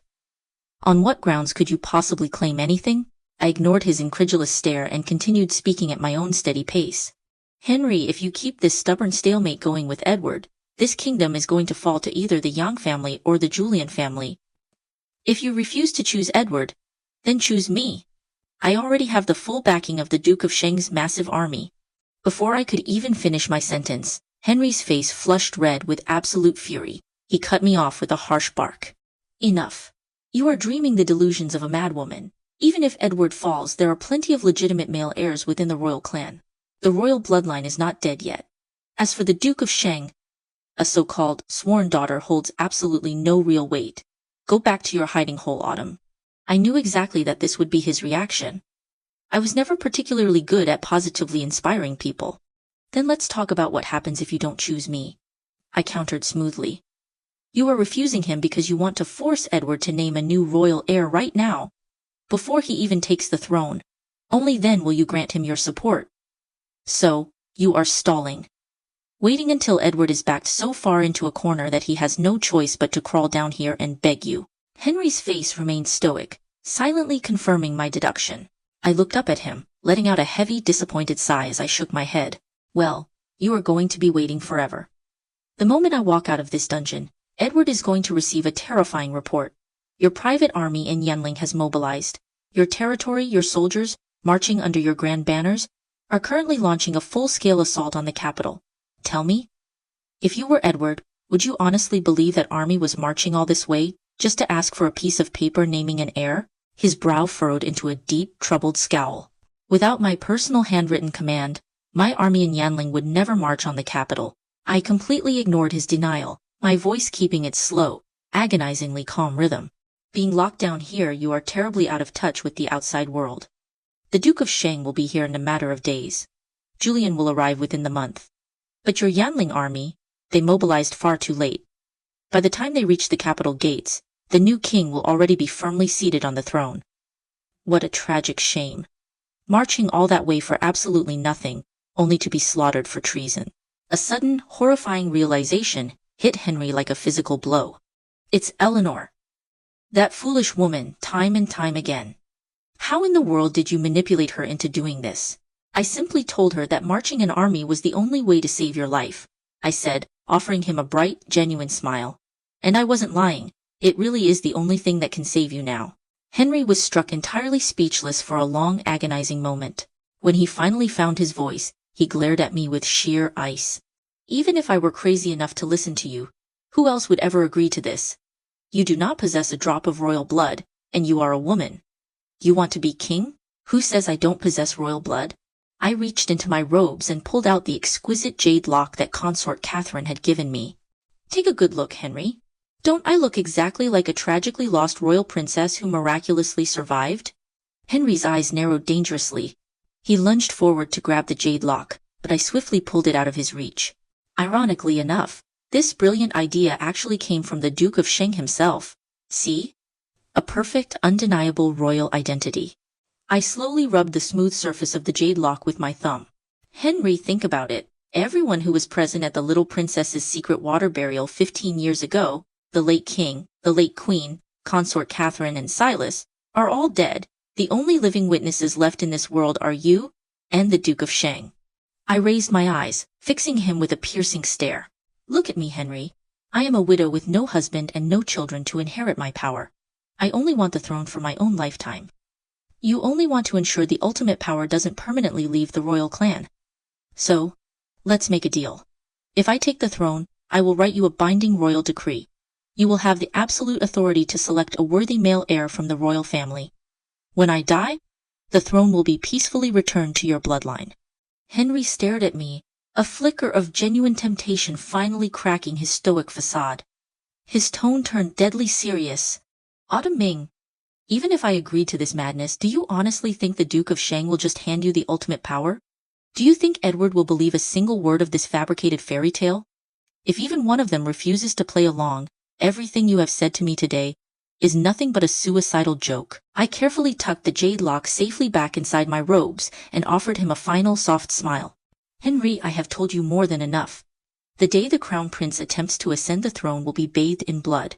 All you have to do is stand up in the grand hall, look everyone in the eye, publicly recognize me as the lost princess, and pledge your unwavering support for my claim. You do not need to worry about anything else. Even if I failed to seize the crown in the end, as long as you do exactly what I say, I will order Eleanor to halt the Yanling army's march. I walked out of the dank dungeon and headed straight to the crown prince's chambers. I calmly informed Edward that I had successfully broken Lord Henry and secured his full cooperation. Edward was ecstatic. Drunk on his impending victory, he immediately ordered the grand preparations for his coronation in front of the late king's coffin.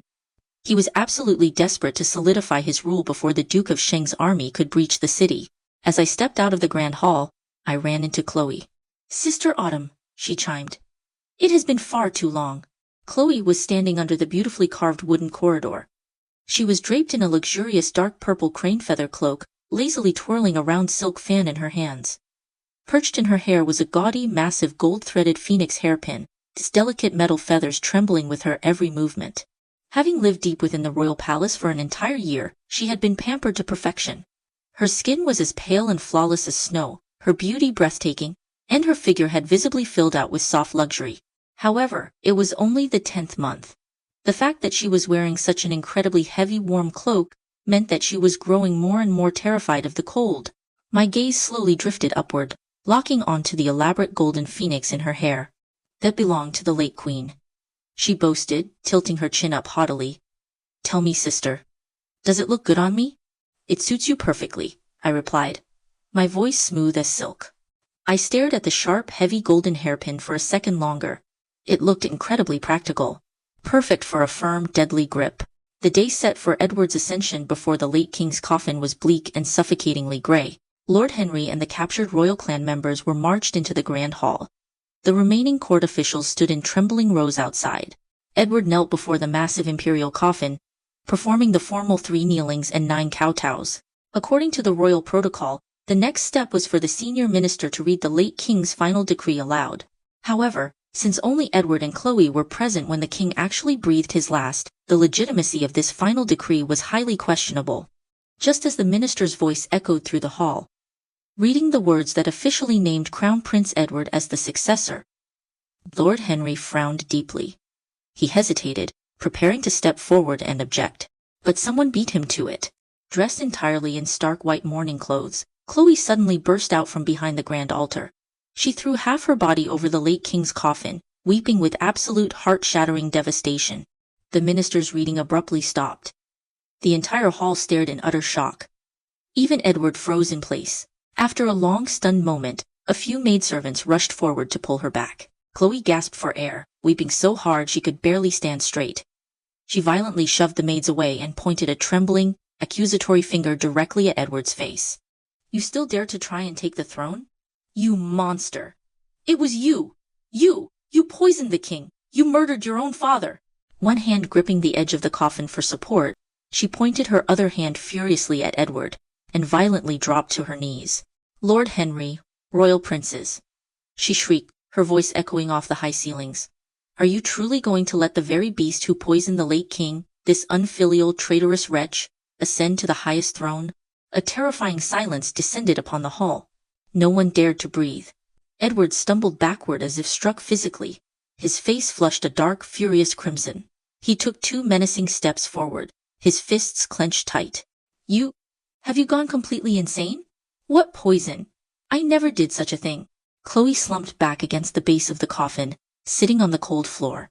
"If that is true," she challenged viciously, "do you dare let the royal coroners autopsy the king's body?" Edward glared down at her, a murderous rage burning in his eyes. He lowered his voice to a deadly hiss. "You truly have lost your mind. You are completely insane. Who ordered you to do this?" Realizing he was losing control of the narrative, Edward quickly spun around to face the court, his voice booming with forced authority. "On the night of the royal birthday banquet, every single person present in the main hall was detained. You were all thoroughly searched, and your names were meticulously recorded. Did a single one of you mention poison that night? The emperor's body is utterly sacred. It absolutely cannot be desecrated. If there are doubts, we must first prioritize the holy mourning rites. Only then will we summon every recorded name and conduct a full investigation." With his dark, threatening reminder, not a single official dared to speak up. Everyone had indeed left their names on that ledger. Even Julian and I were on that list. Edward forcefully waved his hand, ordering his guards to drag Chloe away. Clinging to the late king's coffin, Chloe slowly pulled herself to her feet. She almost roared the words, "I dare any of you to touch me." She swept a contemptuous glare across the entire hall, raising her chin high. Slowly, her hand dropped to rest protectively over her lower stomach. A faint, nearly imperceptible smirk ghosted across her lips. "I am carrying the late king's posthumous child. Which one of you dares to lay a hand on me?" She turned her venomous gaze back to Edward, letting out a cold, chilling laugh. "I ask again, which one of you dares to touch me?" Edward stared at her stomach in absolute, horrified disbelief. His chest heaved violently as he struggled for air, completely too enraged to speak. A posthumous child.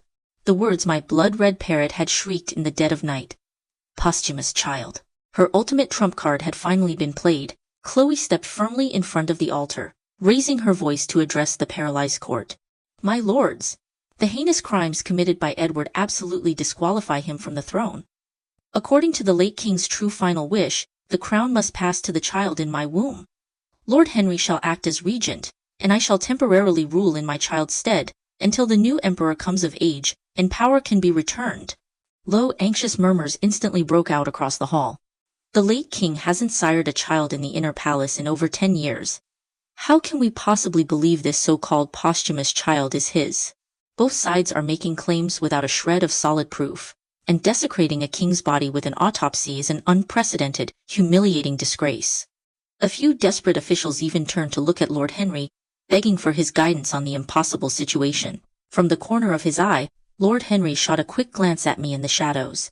I gave him a subtle, calming signal. Wait. Edward's patience finally snapped. Enoch. Two massive squads of heavily armed Imperial guards rapidly marched in from the side corridors, instantly surrounding the entire hall and blocking every exit.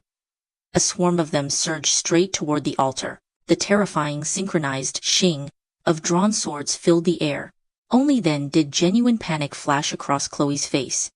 She went deathly pale, shrinking back against the coffin. You wouldn't dare, she shrieked. You wouldn't dare murder me in front of the entire court. I am carrying royal blood. Edward sneered darkly. Why don't you wait and see? The sudden threat of a bloodbath terrified the surrounding officials. Their legs gave out, and they scrambled to kneel on the floor, absolutely terrified to even lift their heads. Aside from myself and Lord Henry, only a handful of brave souls remained standing. Edward raised his sword, ready to strike her down himself. Suddenly, a guard stumbled frantically through the main doors. Your Highness, the Duke of Shang has breached the palace gates. Edward froze mid-swing, his face twisting in confusion. What do you mean, he breached the palace? The moment the words left his mouth, deafening shouts erupted from outside. The heavy, rhythmic thundering of thousands of marching boots grew terrifyingly loud, echoing through the palace grounds as if it would block out the sky itself. Chloe's ears perked up. It's young Shao, she cried out. He brought his army into the palace. A wide, deranged smile split her face. Edward, the second the Duke gets here, you are a dead man. The child in my womb is the late king's only true heir. The Duke of Shang was the exact person I had been waiting for. I couldn't fathom why she was so incredibly happy about it. As my mind wandered, a sudden violent force yanked my wrists back. Before I could even process what was happening, Edward was standing right behind me. He pressed the cold, sharp edge of his sword tightly against my neck, taking me as his hostage. The 70-year-old Duke of Shang strode purposefully into the grand hall. Despite the utter chaos and drawn swords everywhere, his expression remained perfectly stoic. He calmly walked up to the altar and respectfully offered 3 sticks of incense to the late king. Gripping my shoulder tightly, Edward glared at the old general. Duke of Shang, leading an armed force into the royal palace, is this open rebellion? If so, perhaps I should use the blood of your precious sworn daughter to bless my banners. Yang Shao slowly turned around. He met my gaze briefly, his eyes lowering just a fraction, before speaking. Mind your words, your highness, the old duke rumbled. I have no sons and no daughters left. For whom would I possibly rebel? However, you truly cannot kill Lady Autumn. Because she is the little royal princess, born to consort Catherine all those years ago. Chloe looked utterly bewildered. Edward gripped the hilt of his sword so hard his knuckles turned white. Impossible. Yang Shao shifted his imposing gaze to Lord Henry. Lord Henry was present that fateful day as well. He knows the truth. Last night, I had snuck out of the capital to meet the approaching Yang Shao in his war tent. I had shown him the amber bracelet Hazel left me, and recounted every brutal detail of how she died. I could have dragged her out of the burning estate, I had told him softly. But her 7-month pregnancy made moving incredibly dangerous. Hazel told me she had chosen the wrong man, and that her actions had brought shame upon her father. She swore she would rather burn than lose that child. Sitting in the dim light of his tent, the old duke gripped the amber bracelet with both hands. Tears streamed down his weathered face. She was always a good daughter. He wept bitterly. After a long time, Yang Shao wiped his tears and took a deep, shuddering breath. And the child? I slowly lifted a teacup to my lips and blew softly on the hot liquid. A boy. His name is Arthur. Yang Arthur. Do not worry, father. I had my most trusted people take him to a completely secure location. No one will ever find him. No one will ever hurt him. I glanced around the war tent, giving Yang Shao a pointed look. Understanding instantly, his face hardened, and he ordered every single guard and commander to leave us completely alone. Only then did I continue. Father, I am well aware of the grand ambitions you harbored for your grandson. But life is tragically unpredictable. You are already over 70 years old. Even if you seize the crown, how many years can you realistically sit on the throne? I am not here because you summoned me. I came to find you. I took a slow sip of tea to wet my throat. Naturally, a sworn daughter can never replace your own flesh and blood. But since she is gone, a sworn daughter is the closest thing you have left. Father, why don't you consider putting me on the throne instead? Both my parents are dead. I will honor you as the royal father. And when you pass away, I will posthumously crown you as emperor. Your ultimate ambition will still be fulfilled. Yang Shao was silent for a long moment. And what if I refuse? I sighed softly. If you refuse, then keeping Hazel's son alive is absolutely useless to me. It is true, father, you could satisfy your craving to sit on the throne for a few years, but you will face a terrible crisis finding a worthy successor. The royal throne is not a simple family heirloom. Fathers butcher their sons, sons poison their fathers, brothers slaughter each other, and husbands murder their wives for it. Who knows? An adopted adult heir might just prove far more treacherous than a true-blooded grandson. As I walked out of the tent, two crossed swords suddenly blocked my path, forcing me back a step. Father, have you made your decision so quickly? I called back into the tent, injecting a note of frantic panic into my voice. Think of the joy of raising your grandson, the pure bliss of a peaceful old age. He is the only flesh and blood Hazel ripped herself open to leave behind for you. Inside the tent, Yang Shao violently crushed his porcelain teacup in his grip. With a bleeding hand, he slowly swept the sharp fragments off the table onto the dirt floor. Let her go, he ordered. Following the Duke of Sheng's bold claim, every single eye in the hall turned to Lord Henry. Lord Henry let out a long, heavy sigh. The little princess's fate has always been uncertain. His gaze grew distant, as if staring back through 15 years of time. That day, I watched from afar as the tiny wooden basin drifted out onto the vast churning river, slowly sinking beneath the surface. Just as it was about to go under completely, a massive wave struck it, throwing the infant into the water. We were just turning to leave, but in a sudden flash, I swore I saw the baby reach a tiny hand upward, as if she had miraculously choked awake and was fighting for air. We couldn't see clearly, but Consort Catherine swore she heard a baby crying. She chased that sound down the riverbank for miles. Yang Shao seamlessly picked up the narrative. Afterward, the late king dispatched search parties to drag the river for 3 entire months. They never found the princess's body. Edward was genuinely stunned by their coordinated story. She survived? My mother swore to me she drowned, and even if by some impossible miracle she did live, there is absolutely no way it is Autumn Ming. Honestly, even I was impressed by how well they spun the tale. Lord Henry snapped out of his feigned reverie. It makes perfect sense now. Consort Catherine must have somehow recognized Autumn. That is why she entrusted her with the custom jade lock right before she died. Still holding the sword tight against my throat, Edward glared frantically between Lord Henry and the Duke of Sheng. You all of you are... I took 2 subtle steps backward, tilting my head slightly to whisper directly into his ear. Your Highness, you colluded with Chloe to poison your own father, and yet she still turned around and sank her fangs into you. Your path to the throne is dead.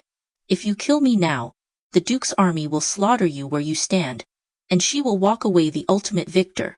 The Duke's 30,000 men are holding the capital as we speak. Think carefully. If you surrender to my claim... I lowered my eyes, giving him a sideways glance. I, at the very least, can guarantee you will keep your life. Chloe, meanwhile, marched right up to the Duke and Lord Henry, staring triumphantly at Edward and me. A sickeningly smug smile stretched across her face. Edward, you poisoned the late king, and now you want to silence me. You must be executed immediately. Even though he is holding my dear sister hostage, the late king's grace demands I place justice above my own family.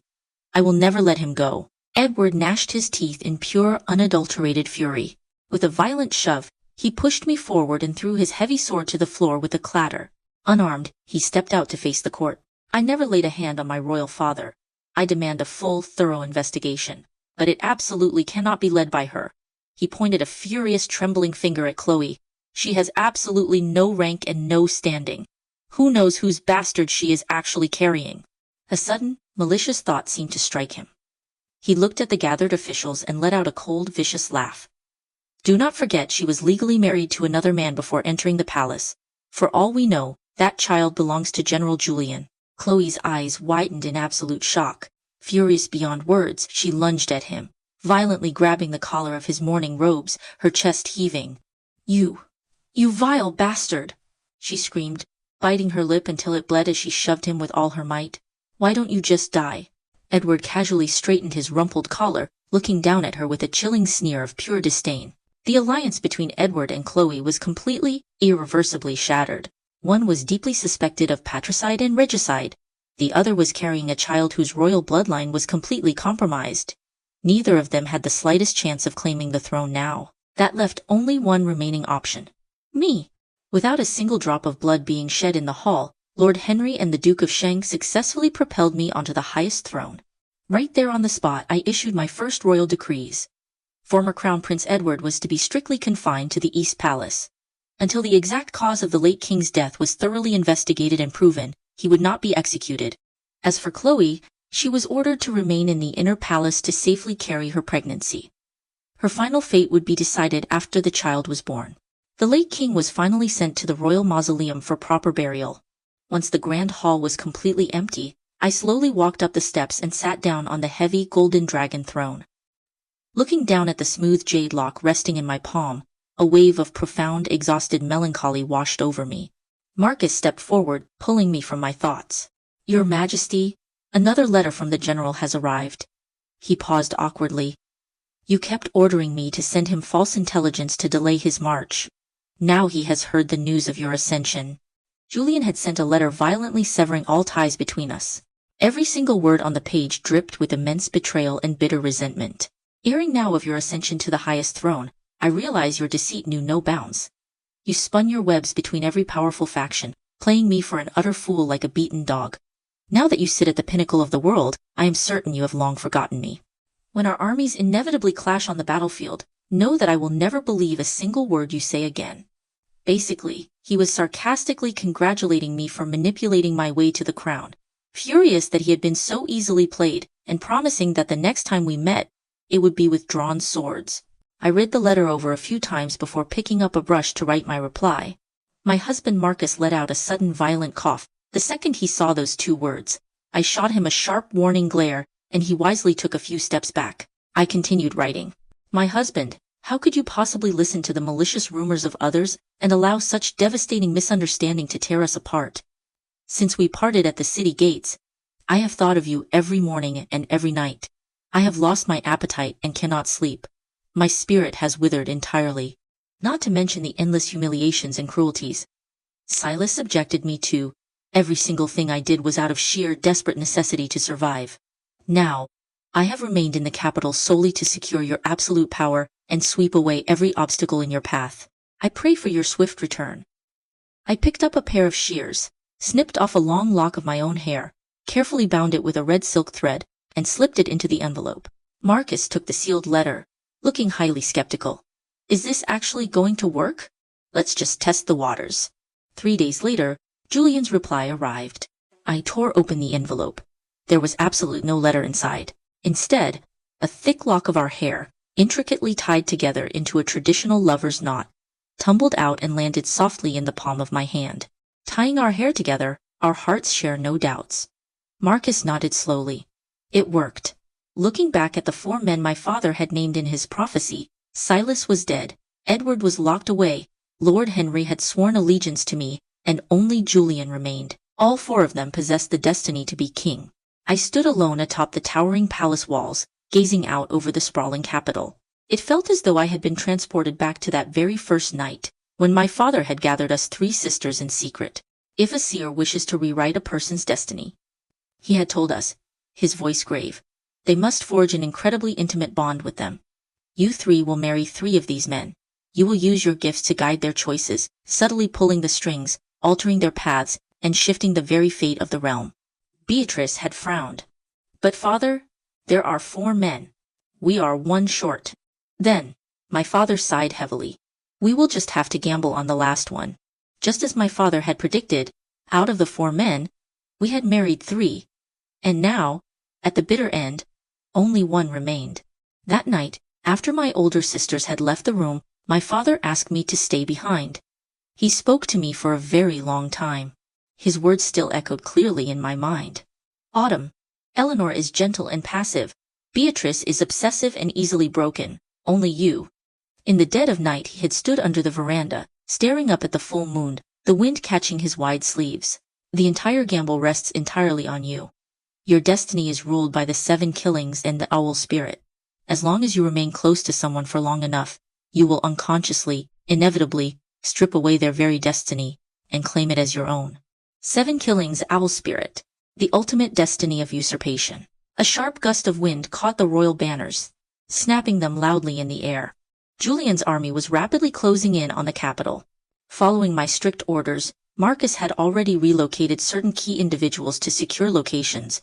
Inside the palace, preparations for the grand coronation ceremony were proceeding at a feverish pace. The royal tailors worked day and night, frantically rushing to finish the emperor's dragon robes and the empress's ceremonial gown. To keep Julian placated, I had sent him a letter promising that I would officially crown him the moment he returned to the palace. I even sent him sketches of the royal embroidery patterns for his approval, though I doubt he even bothered to look at them. Chloe, on the other hand, was growing increasingly restless. The palace maids I assigned to serve her came to report, presenting me with a stack of meticulously copied letters. Only then did I discover she had been secretly intercepting my correspondence with Julian and desperately trying to contact him herself. I pressed my hand flat over the stack of letters, my fingertips tapping a slow rhythmic beat against the wooden desk. You have all served in the inner palace for a long time, I began smoothly. Why don't you tell me? Who exactly is the father of Lady Chloe's child? The maids immediately spilled everything. They detailed every single person Chloe had met since she entered the palace and recounted every suspicious move she had made. The late king treated Lady Chloe with great affection, Your Majesty, but it was purely the doting affection of an elder. One maid explained carefully. As for any romantic involvement, those were deliberately fabricated rumors. I frowned slightly as I listened. So it wasn't the late king's. I already knew that. That very night, Chloe suffered a sudden violent miscarriage. I immediately dispatched the best royal physicians to care for her. When I visited, she screamed and cursed at me, viciously accusing me of murdering her child. I fully intended to, but the irony was that I hadn't even had the chance to do it yet. After throwing a massive tantrum, she aggressively chased all the servants out of her chambers. A few nights later, unable to sleep, I took a quiet stroll through the palace grounds. As I passed by the Changning Hall, I noticed a faint flickering candlelight inside. I walked over and gently pushed the heavy doors open. I found Chloe standing completely still in front of a tall bronze mirror. She had dressed herself in the magnificent, heavily embroidered gown of an empress. But because the robes were tailored for a much taller woman, the wide silk sleeves completely swallowed her hands, and the heavy skirts pooled awkwardly on the floor, making it nearly impossible for her to walk. You aborted the child yourself, didn't you? I asked quietly. Just to keep your delusional dream alive? Chloe spun around violently. The heavy gold phoenix hairpin in her hair swayed with the sudden movement, letting out a sharp metallic clatter. Have you forgotten, sister? She shrieked, her voice echoing in the empty hall. The late king officially decreed my marriage first. I am Julian's lawful primary wife. I am the one who is going to be the empress. Drowning in her own twisted euphoria, Chloe turned her gaze toward the half-open window, her eyes completely glazed over with madness. Thank the heavens I helped you with that little favor. I helped him too. He owes me the highest seat in the realm. The person who had secretly opened the palace windows for my parrots every single night had been her. If Edward had known the truth back then, he never would have let her turn around and bite him. Chloe, go back to bed. Stop this madness. She whipped her head back, glaring at me with venomous hatred. Autumn Ming, I absolutely despise your sickening calmness. That day in the dungeon, you swore I would be perfectly fine. And what happened? Because of your careless little lie, the king practically drove a sword through my heart. I stared at her in utter silence, my tone dripping with exhausted patience. That day in the dungeon, if I had told the king he was going to stab you, he wouldn't have done it. And that would have proven our divination was a fraud. All 4 of us would have been executed on the spot. I was completely innocent. Chloe laughed coldly, a harsh, ugly sound. If you are going to use that excuse, then you should say I saved your lives. Your entire family owes me my life. I looked at her with absolute, unwavering clarity. Chloe, I have known you for 10 years. In all that time I have never treated you poorly. Are we really standing here tearing each other apart? All because of one single sentence I said in that dungeon? Chloe stared at me for a long time. She slowly began to walk toward me, the light in her eyes dying inch by inch, until only cold, hard malice remained. Observe, listen, ask, and feel. Spring, summer, autumn, and winter. I am the only one whose name doesn't fit the pattern. All of you were gifted with divination. I am the only one who couldn't learn it. Yet when disaster struck our family, I was the very first one to bleed. She spat out every word with venom. Autumn Ming. How could I not despise all of you? She stopped right in front of me. I lowered my eyes, looking down at her with absolute freezing indifference. So, what you are saying, Chloe, is that I never should have begged my mother to save you? I should have just let you stay a filthy beggar at the foot of the White Cloud Temple, instead of bringing you into my home so you could stand here today and curse the heavens for your own inadequacy. Chloe stared dead into my eyes and spoke in a chilling, mechanical voice. If I am going to blame anyone, I blame the fact that I didn't have your parents. I blame the fact that I didn't have your gifts. I blame the fact that I didn't have your lover. But I will absolutely never blame myself. I have done everything perfectly. She suddenly burst into a low, terrifying giggle. Tears spilled from her eyes, her face twisting into pure, unhinged madness. Sister Autumn, you lied to me too, didn't you? Thank God I didn't listen to your pathetic lies and choose Silas. I chose Julian. I gave him the secret map of the palace tunnels. The moment he leads his army through those gates, he is going to crown me as his empress. I looked past her, gazing far into the distance. Over the towering palace walls, the faint, flickering glow of countless torches was rapidly approaching, swarming like a sea of fireflies. Julian had arrived. I looked back at Chloe. A bitter, weary smile pulled at the corners of my mouth. Because you didn't choose Silas, you have absolutely no idea what you missed. She giggled again, a sickeningly innocent sound as she looked down at the floor. I followed her gaze to the heavy silk sleeve covering her right hand. My voice went completely dead. If you drop whatever you are holding right now, I am still willing to let you live. She froze, staring at me as if I were a ghost. The color drained completely from her face, and her lower lip began to tremble uncontrollably. You knew before it even happened. Does that mean? I will. She couldn't bring herself to believe it. She lowered her head, her mind racing frantically. Her teeth began to chatter violently, and her expression twisted into something truly demonic. I don't. She violently raised the concealed dagger, lunging forward to drive it straight into my chest. Just as I stepped backward to dodge the strike, an arrow shot out of the darkness from behind me. It pierced the air with a terrifying whistle and buried itself deep into her chest. Her arm froze rigidly in mid-air. Her knees instantly buckled beneath her. I stepped forward, grabbed the heavy gold phoenix hairpin from her hair with one hand, and drove it with all my strength straight into her throat. Warm, thick blood sprayed directly onto my face, but I didn't flinch. I held the hairpin firmly in place for a long, agonizing moment. Only then did Chloe slump forward, collapsing heavily into my arms. She rested her chin on my shoulder, turning her head slightly so her lips brushed my ear. Her voice was a wet, desperately weak rasp. Sister. What did I miss? I gently wrapped my arms around her trembling body. Your mother, she loved you deeply, her entire life. In the dim, flickering light, Chloe slowly turned her head. She stared at me with wide, terrified eyes as endless tears spilled over her cheeks. The sound tearing from her ruined throat was small, broken, and agonizing to hear. Who was she? I closed my eyes, letting 2 silent tears slide down my own face.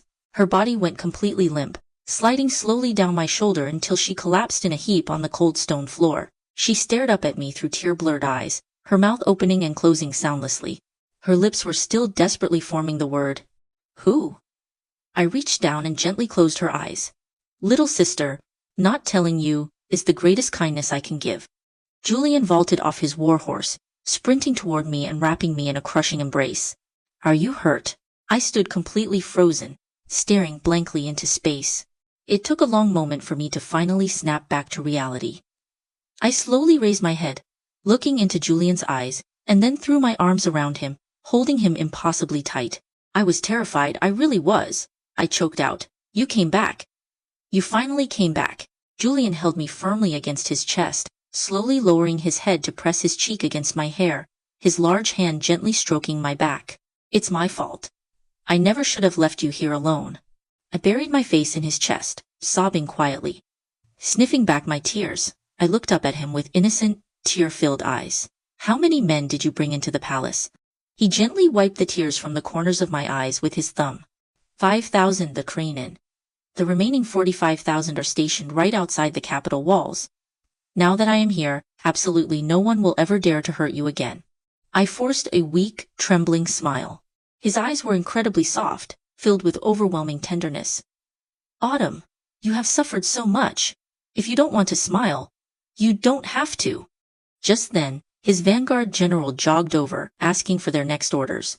Now that we have successfully infiltrated the palace, Julian commanded smoothly, immediately replace every single unit of the royal guard. Put our own men on every wall and at every gate. I frantically reached out and grabbed his arm. You can't. He immediately turned to look at me in confusion. I quickly cleared my throat. The royal guards are already under Marcus's direct command. If you replace them, you will just be fighting our own men. I immediately summoned Marcus. He arrived moments later, leading a heavily armed squad. He looked genuinely surprised, quickly dropping to one knee to salute Julian. Fortunately, Julian vaguely recognized him from the estate. He ordered his vanguard general to begin a smooth, coordinated handover of the palace defenses with Marcus. I took Julian back to my private chambers. He looked around the lavish room, a sudden awkward flush coloring his neck as he turned to me. We are staying in your personal chambers? I nodded. There is a private hot spring right behind the main hall. Inside the bathing pavilion, sheer white silk curtains fluttered gently in the humid air, the room thick with drifting steam. Julian was relaxing in the hot spring, his muscular arms resting on the smooth stone edge of the pool.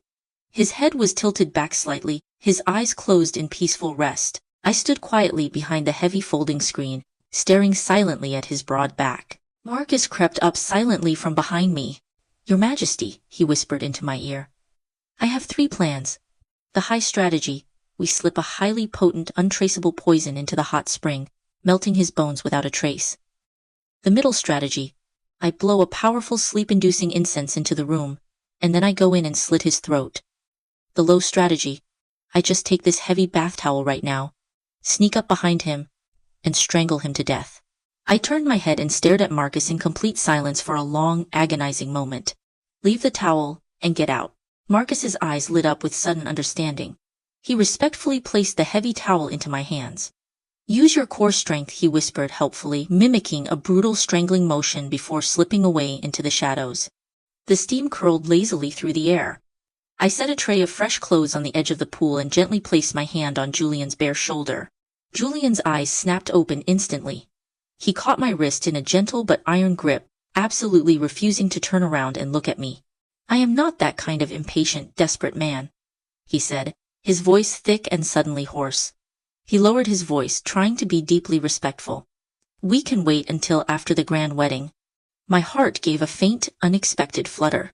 Since ancient times, there has always been an impossible question, I murmured softly. The empire, or the beauty? A man can only ever choose one. Which one would the great general choose? Julian casually tilted his head back to look at me. The throne, or you? When I didn't answer, he let out a soft, dismissive scoff. I choose you. I gave a faint, knowing smile. Why are you smiling? Julian asked. Did I give the wrong answer? I reached down with my free hand and gently covered his. You gave the wrong answer. Because if it were me, I would want both. He let out a low, genuine laugh. But then he suddenly realized exactly how close I was standing. His Adam's apple bobbed heavily, and he quickly asked me to wait for him in the outer chamber. Instead of stepping back, I leaned in closer. Holding his gaze, I slowly trailed my fingers through the steaming water. Then let's just say, I am the impatient one.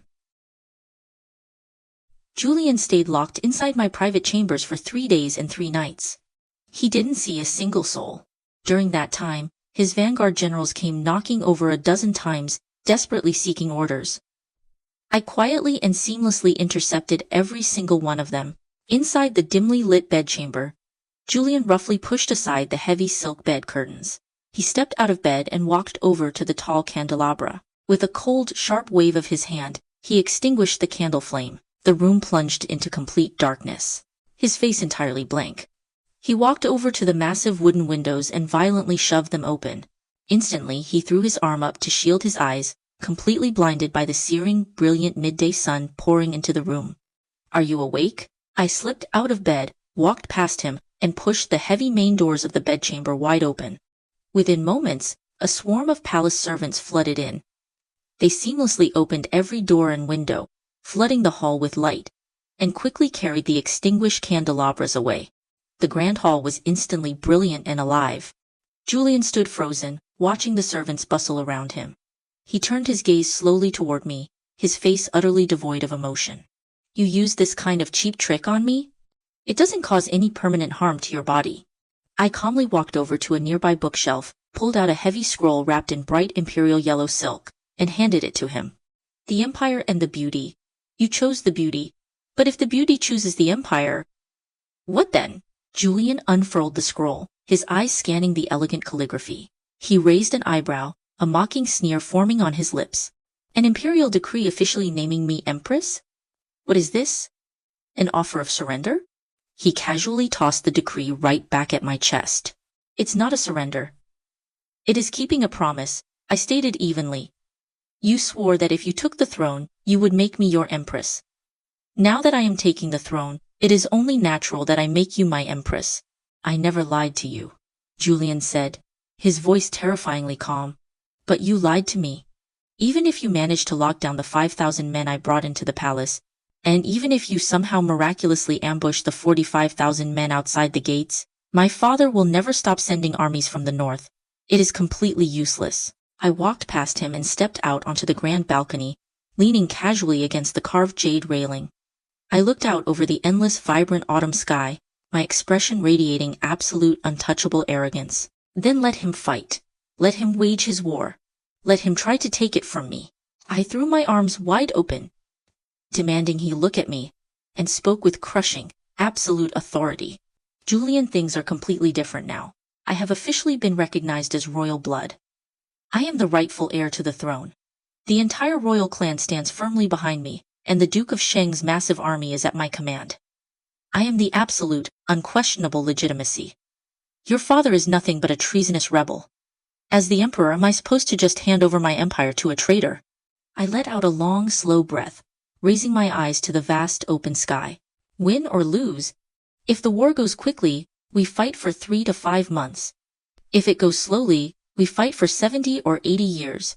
I turned back to Julian, picked up the imperial decree, and pressed it firmly into his chest. "So, why don't you just be my empress for the next 3 to 5 months? He violently turned his head away, refusing to look at me. "If I accept your decree, where does that leave my father?" I held the scroll directly in front of his face. "I will simply decree him the father-in-law of the empire." Julian froze completely. He slowly lowered his eyes to the imperial decree, the light in his eyes dying out, inch by agonizing inch. Just as I was absolutely certain he was going to refuse, just as I started to pull my hand back, he violently snatched the heavy scroll from my grip. He clutched it so incredibly tight that the veins on the back of his hand bulged dangerously against his skin. He squeezed his eyes shut in pure agony, gritting out every single word. "Autumn Ming, you truly have treated me like a pathetic dog." After hurling his bitter curse at me, he spun on his heel and stormed out with the imperial decree. He aggressively unrolled it as he marched down the corridor, reading the fine print with intense focus, and ended up crashing shoulders right into Marcus. Marcus quickly scurried over to my side. "Your Majesty, did you tell him that we already have his mother and his entire extended family held hostage?" I pursed my lips and shook my head slightly. "I didn't have to play that card. Do not tell him." Marcus looked at me, genuinely amazed. "Let's just hope his mother doesn't rat us out to him." I remained silent for a long moment. Even if he finds out, it won't matter now. Marcus couldn't help but let out a long, bewildered sigh.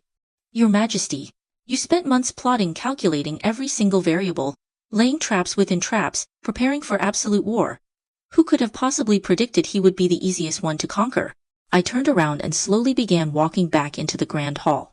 "You can change the way you address me now." Marcus froze for a second.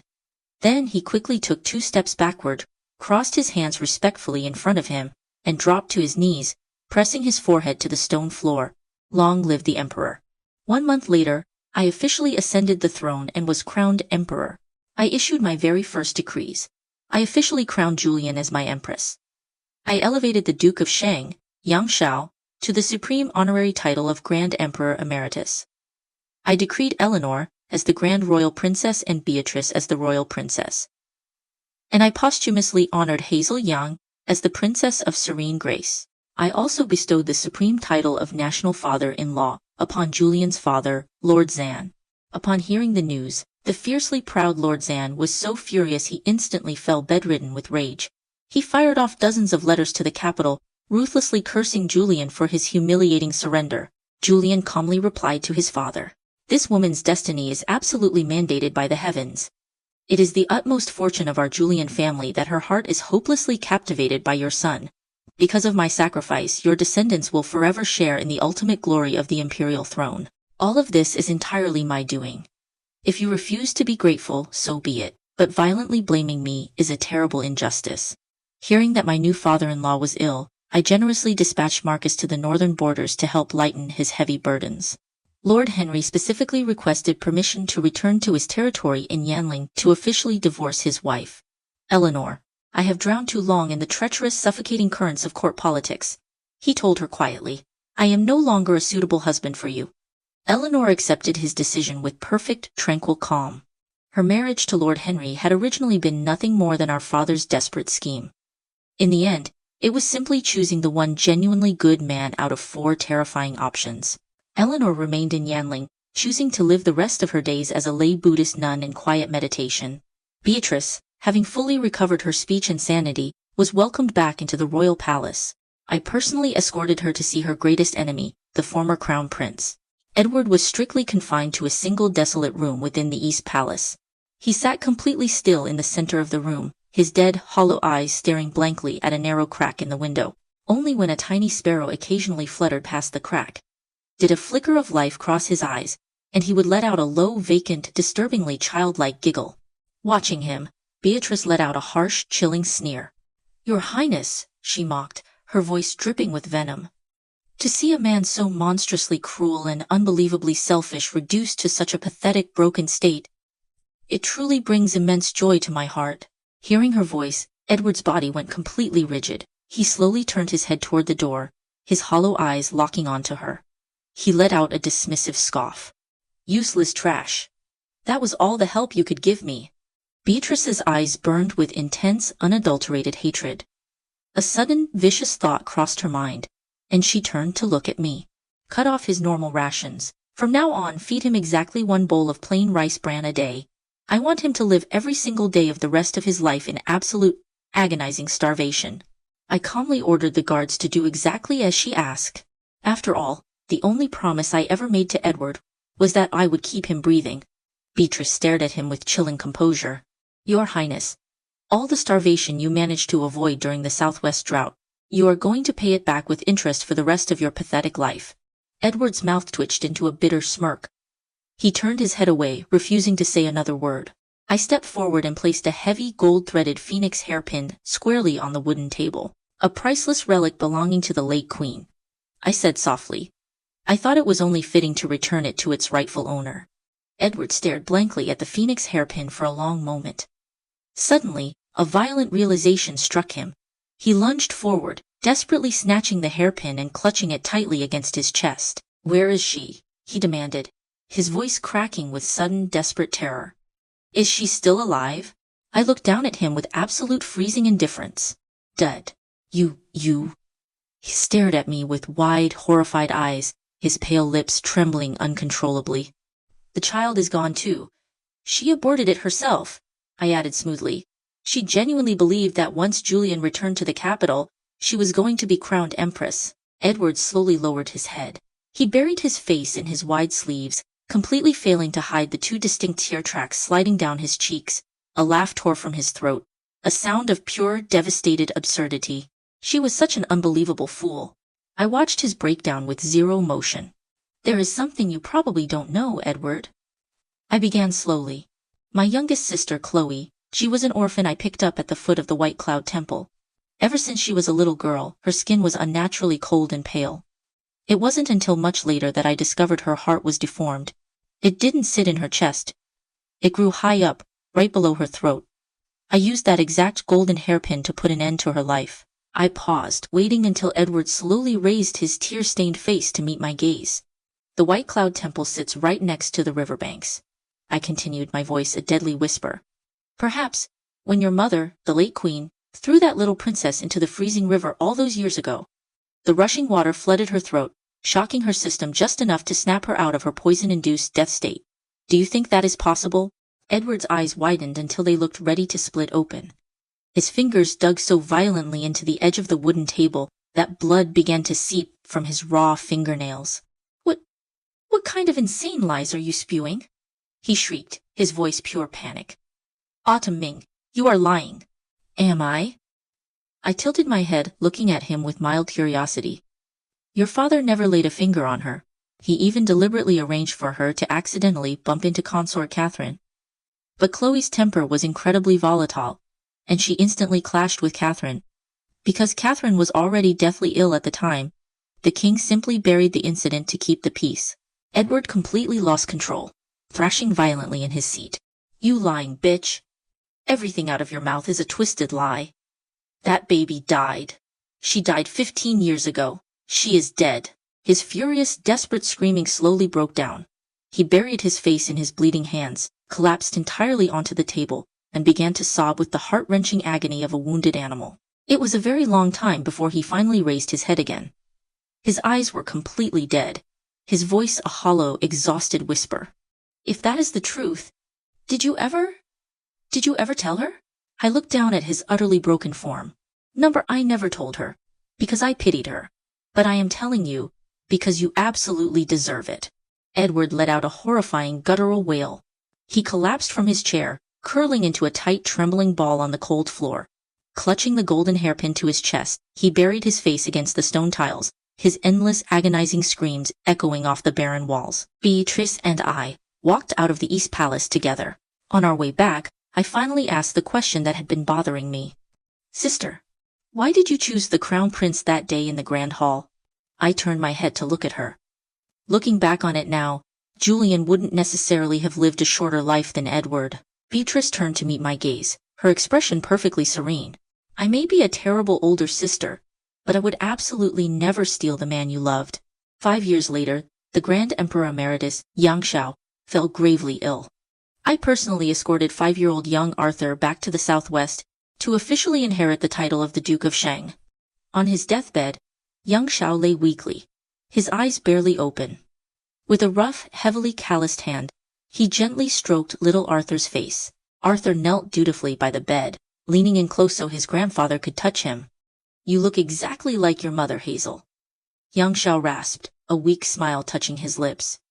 Hazel was always such a good, obedient daughter. She never once pulled away, even when my rough hands scratched her soft skin. Grandfather, Arthur whimpered, his large eyes brimming with tears. The memory of Hazel seemed to completely break the old general's heart. He smiled as tears clouded his clouded, dying eyes, his voice catching with every agonizing breath. But you must never be like her. She suffered such terrible wrongs, but she never said a word. So her grandfather never knew. If I had only known, I would have gladly burned this entire empire to the ground for you, and I would have done it 1,000 times over for her. I understood his dying plea perfectly. I stepped forward and gripped Yang Shao's hand tightly in mine. Do not worry, father. I swear to you I will protect Arthur with my life. I vowed. I looked down at the 75-year-old warlord, a sudden sharp ache stinging my nose. Father, please do not blame me. Yang Shao slowly, weakly shook his head. A long, shuddering sigh escaped his lips. I do not blame you, your majesty. Even though you kept Arthur hidden from me all these years, I understand exactly why you had to do it. Your majesty, the truth is, I did meet your father once, many years ago.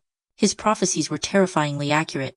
He said Hazel was destined to be a royal princess, but he also said that I would never sit on the emperor's throne. Yang Shao passed away peacefully.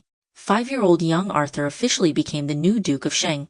To ensure his absolute safety and authority, I left behind a massive contingent of my most loyal lethal confidants to manage the estate and command the army, completely blocking any ambitious relatives from the young family's branch houses from trying to usurp the child's power.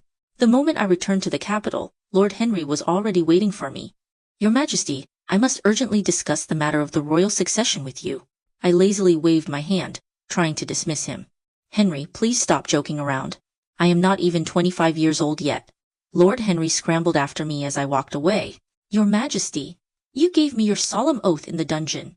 You have been stalling for 5 entire years. Your Majesty, in the end, I had the royal guards politely bar him from entering my study. But Henry was relentless. He stormed the palace every few days, desperately trying to corner me and force me to honor the blood pact we made in the dungeon.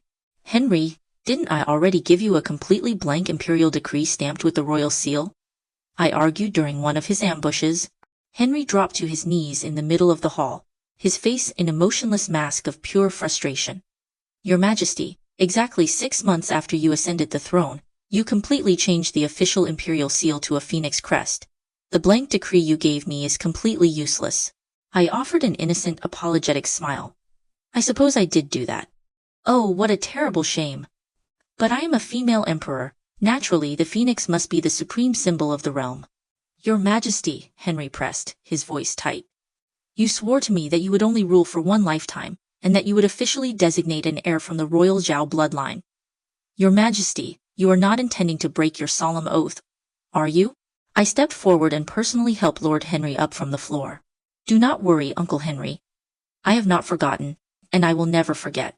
I just needed to buy some time. I needed to come up with a truly devious, foolproof plan. That night, while sharing dinner with my empress, Julian, my mind was still entirely consumed by the massive headache of the royal succession. But then I noticed he kept subtly brushing his hand against mine. Empress, I chided lightly, your behavior should not be so frivolous. Julian looked at me, his expression flat. He immediately set his chopsticks down, completely losing his appetite. I quickly ordered the servants to clear the table and dismissed everyone from the room. What is wrong now? I sighed. Julian pulled out a letter he had received from his father, Lord Zan, along with a copy of the letter Julian had sent him 5 years ago urging him to surrender. The new letter from his father contained exactly 5 words hastily scrawled in thick black ink. Son, where is my grandson? Julian slammed the letter down on the table in pure frustration. Great. Now, I am the one being treated like a useless disappointment.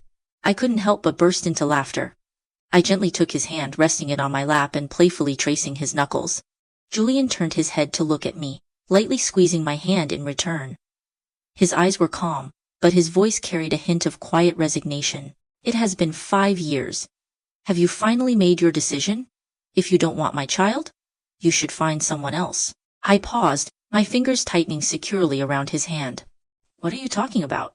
We tied our hair together. You are my true husband. The problem is your father's endless ambition. Even with Marcus stationed in the north for 5 entire years, slowly stripping his power, he still hasn't fully surrendered military control. How could I possibly risk carrying your child under those conditions? Julian leaned in close, slowly lowering his head until his breath brushed my cheek. He gently cupped my face with his hand. Your Majesty? He whispered, his eyes dark. If you are so terrified of military generals, you never should have crowned me your empress. I tilted my head up, staring boldly into his eyes, a wicked, challenging smile curling my lips. Whoever said I am terrified of military generals? Military generals are my absolute favorite.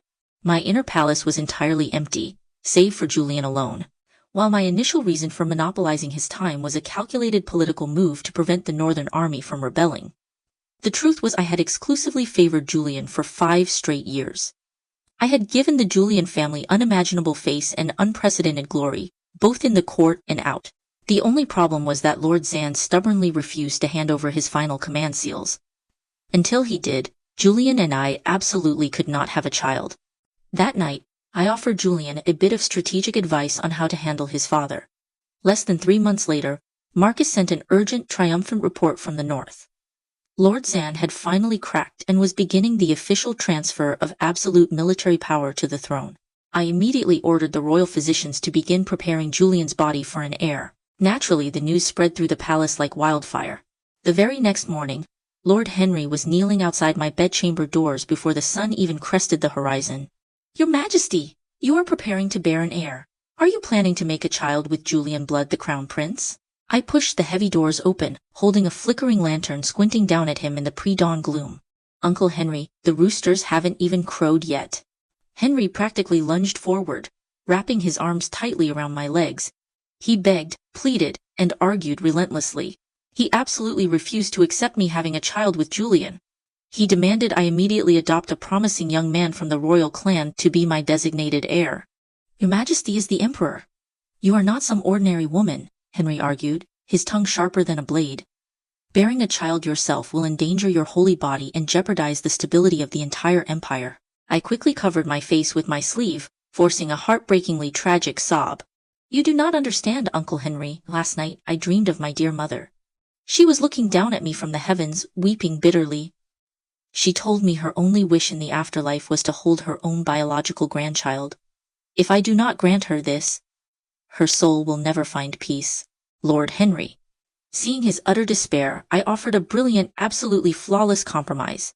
I suggested he personally select a few exceptional, incredibly handsome young men from the royal clan's branch families and send them into my inner palace. I think about it, Uncle Henry. It is the perfect solution. Not only will the child be my own flesh and blood, but it will also carry the pure, unadulterated blood of the royal Zhao family. Henry's eyes widened in sudden, glorious epiphany. He praised my unparalleled wisdom, declaring me a true, heaven-sent monarch. Half a month later, Lord Henry proudly delivered 2 stunningly handsome royal youths into my inner palace. Julian flew into an apocalyptic rage in the Chongning Palace, smashing half the furniture. For the first time in 5 years, I didn't go to comfort him. The powerful factions across the empire instantly sensed a massive shift in the political winds. Taking the hint, officials and nobles started flooding the palace with their own carefully selected, breathtakingly handsome young men. Even my sister Beatrice decided to send me 2 gorgeous young brothers. Why are you joining this circus? I asked, genuinely exasperated. Beatrice shrugged, completely unbothered. The men they are sending you are loaded with political agendas. You can't trust them. These 2 brothers I found are from a perfectly clean, powerless background. They are barely 18, a full 10 years younger than your precious Julian. I kept my head down, diligently reading a royal memorial. Do not let the Empress hear you say that, or he will make sure you never have another day of peace in this palace.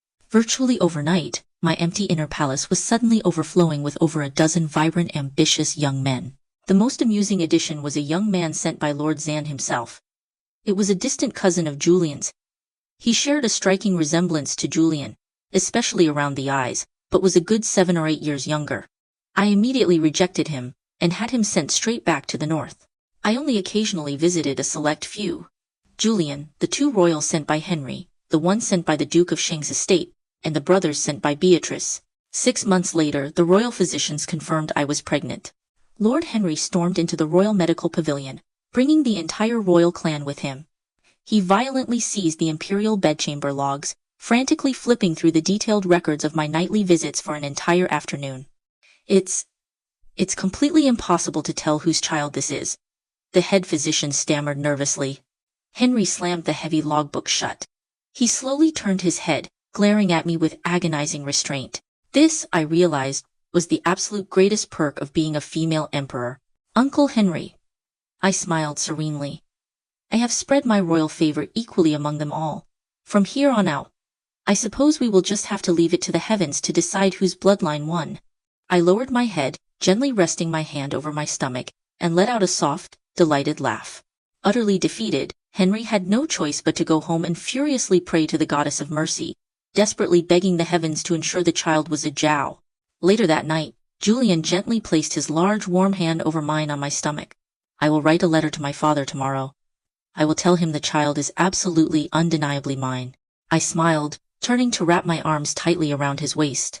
Once I give birth to this child, I will let you chase every single one of those other men out of the palace. In the dead of winter during the 6th year of my reign, I gave birth to a daughter, Aurelia. I immediately named her the crown princess. Aurelia was raised at the empress's knee. Julian personally tutored her in both literature and martial arts, nurturing her into a brilliant and pure-hearted young woman. Because Julian poured so much love and devotion into raising the future monarch, even though she was not his biological child, their bond grew deeper than blood. Seeing this, Lord Zan finally dropped all of his defenses. In the 10th year of my reign, Aurelia turned 4. Lord Zan officially handed over complete military command to Marcus. He traveled 1,000 miles from the northern borders back to the capital to attend the crown princess's birthday banquet, ready to enjoy a peaceful retirement surrounded by family. During the banquet, Aurelia climbed onto Lord Zan's lap. Just as Julian had taught her, she sweetly called him grandfather. Lord Zan held her close, studying her face from every angle, searching for any trace of the Julian family bloodline. Just then, a light snow began to fall. Lord Zan handed Aurelia back to her wet nurse. As he casually lifted his head, his eyes met mine. I stood silently at the top of the white jade steps, draped in a heavy black cloak embroidered with a golden phoenix. An attendant held a silk umbrella over my head, as I looked down at him with a serene smile. Later, I sat upon the dragon throne while Lord Zan stood in the empty hall below. 15 years have passed, I said, my voice echoing in the vast space, and I finally have the pleasure of seeing the great general in person. Lord Zan's ears twitched. He glanced backward, his eyes narrowing as he instantly realized heavily armed executioners were hidden behind the grand pillars on both sides of the hall. He slowly closed his eyes. So your majesty truly harbors a grudge this deep. For 10 years, knowing a daughter of the Ming family sat on the throne, I thought my paranoia was simply playing tricks on me. It seems this visit to the palace has finally answered my lingering doubts. I gripped the carved armrests of the dragon throne, slowly and meticulously tracing the intricate gold scales. The blood debt of my mother's murder. Who could ever forget that? Lord Zan, do you know why I waited so many years? I asked coldly. My family carries the blood of the ancient seers. Countless people in this world have tried to use wealth and power to force us to read their fates. If my father or I truly wanted you dead, killing you 100 or 1,000 times over would have been as easy as flipping my hand. Lord Zan's booming voice echoed back. Then did your majesty wait just to sit in the very seat I desired most? Just to tell me from the emperor's own mouth that my family will never claim this empire? Still gripping the armrests, I kept my head slightly bowed, raising only my eyes to shoot him a freezing glare. Your vision is truly that narrow, I sneered. I waited 15 long years. I waited until you peacefully handed over your military command because I wanted to kill you without shattering the unity of this empire, without destroying the peace of the northern borders, without dragging innocent people into a bloody, fiery war. I shot to my feet, locking my fierce gaze onto him, my voice rising in fury. How could a short-sighted man like you possibly understand my father's agonizing sacrifices? It was exactly because of your short-sighted greed that you secretly ordered your bastard brother to harass my mother. You tried to force her to extract the secrets of heaven from my father, and you drove her to take her own life. That catastrophic fire in the East End alley, all those years ago, the cowardly lover who abandoned my mother to burn, was none other than Lord Zan's half-brother. Shortly after my mother died, my father uncovered the horrifying truth. I had secretly followed that man and saw him sneaking in and out of the Julian family's old estate. I sent my blood-red parrot over the walls and overheard him meeting with Lord Zan. It turned out that through the East End fire incident, Lord Zan had discovered my father was a seer. But because my father had sworn off fortune-telling to build good karma for my mother, he had flatly refused Lord Zan's visits time and time again. When Lord Zan accidentally discovered that his bastard brother had once been my mother's secret lover, and knew that my father told my mother absolutely everything, he devised a sickening plot to manipulate her. He specifically wanted to know if his family was destined for the throne. Lord Zan's half-brother was nothing but a useless aristocrat. My father killed him effortlessly. But Lord Zan was the supreme general commanding 200,000 elite soldiers in the north. Killing him alone would be a minor matter, but shattering the peace of the entire northern border would be a catastrophic disaster. In this chaotic world, only one person sitting on the highest throne could force him to surrender his military power and execute him with absolute legitimacy. That was why my father cast the prophecy that the emperor would emerge from those 4 men. The gears of destiny were set into motion, stirring up a brutal storm of power and blood that lasted for 15 grueling years. Lord Zan confessed to driving my mother to her death, but he flatly refused to take his own life. Your Majesty, I dare not call myself your elder, he spat. But if you murder me in this hall today, are you not terrified that my son, Julian, will turn against you? I walked down the jade steps, slowly, one agonizing step at a time. General, I said softly, if it weren't for your scheming all those years ago, I never would have met your son while chasing that parrot, and we would never have shared this bond. But what you don't know is that my destiny is inherently violent and tyrannical. Ruled by the 7 killings and the owl spirit, my fate is to usurp. Anyone who grows too intimately close to me will inevitably have their destiny violently stripped away and claimed as my own. It has already happened to 1 or 2 people. I casually picked up a gleaming dagger from a gold-lacquered tray. The prophecy you desperately wanted my father to reveal all those years ago? He explicitly asked me to deliver it to you today. Your son, Julian, possesses an incredibly noble destiny. Benevolent, wise, loyal, and harmonious. He was absolutely destined to be the true emperor. 4 heavily armored royal guards surged forward, violently twisting Lord Zan's arms behind his back and kicking the back of his knees, forcing him to crash heavily to the floor. He snapped his head up, glaring at me with savage fury. Then his prophecy was wrong. I slid the dagger from its sheath, crouched down right in front of him, and whispered softly, "No, I simply stole his imperial destiny. I became the emperor instead. And look at what a magnificent emperor I am." I slowly released my grip. Lord Zan slumped forward onto the polished floorboards. Thick blood poured from his chest, slowly spreading outward until it formed a massive, dark pool beneath him. I stood up and callously stepped right over his body. My blood-soaked footprints trailed from the dim, silent hall, step by step, all the way out into the bright, freezing daylight. Outside the hall, the wind howled fiercely. A heavy snow was falling, swirling wildly through the air. I looked out over the entire imperial city. The wind swept the snow across the rooftops, piling heavily on the carved eaves. As far as the eye could see, the world was blanketed in a pure, blinding white. For a moment I fell into a daze, completely losing track of how long I had been standing inside that dark hall.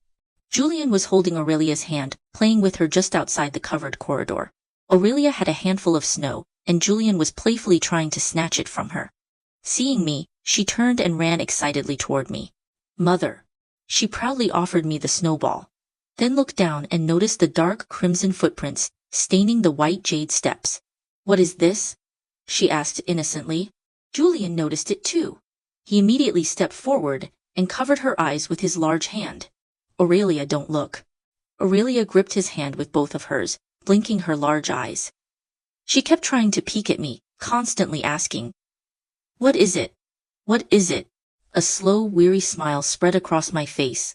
I bent down to look at her. "Aurelia," I said softly, "in this world, there are 2 things that fall to the ground. The pure snow in your hands, and the crimson blood at my feet. Both can wash this world completely clean." Julian looked up at me and offered a gentle, unassuming smile. He carefully passed Aurelia into my arms. "Your Majesty," he asked softly, "where is my father?" My entire body went numb. It took a long time for me to finally raise my head and stare at him in absolute, agonizing silence. The smile instantly vanished from Julian's eyes.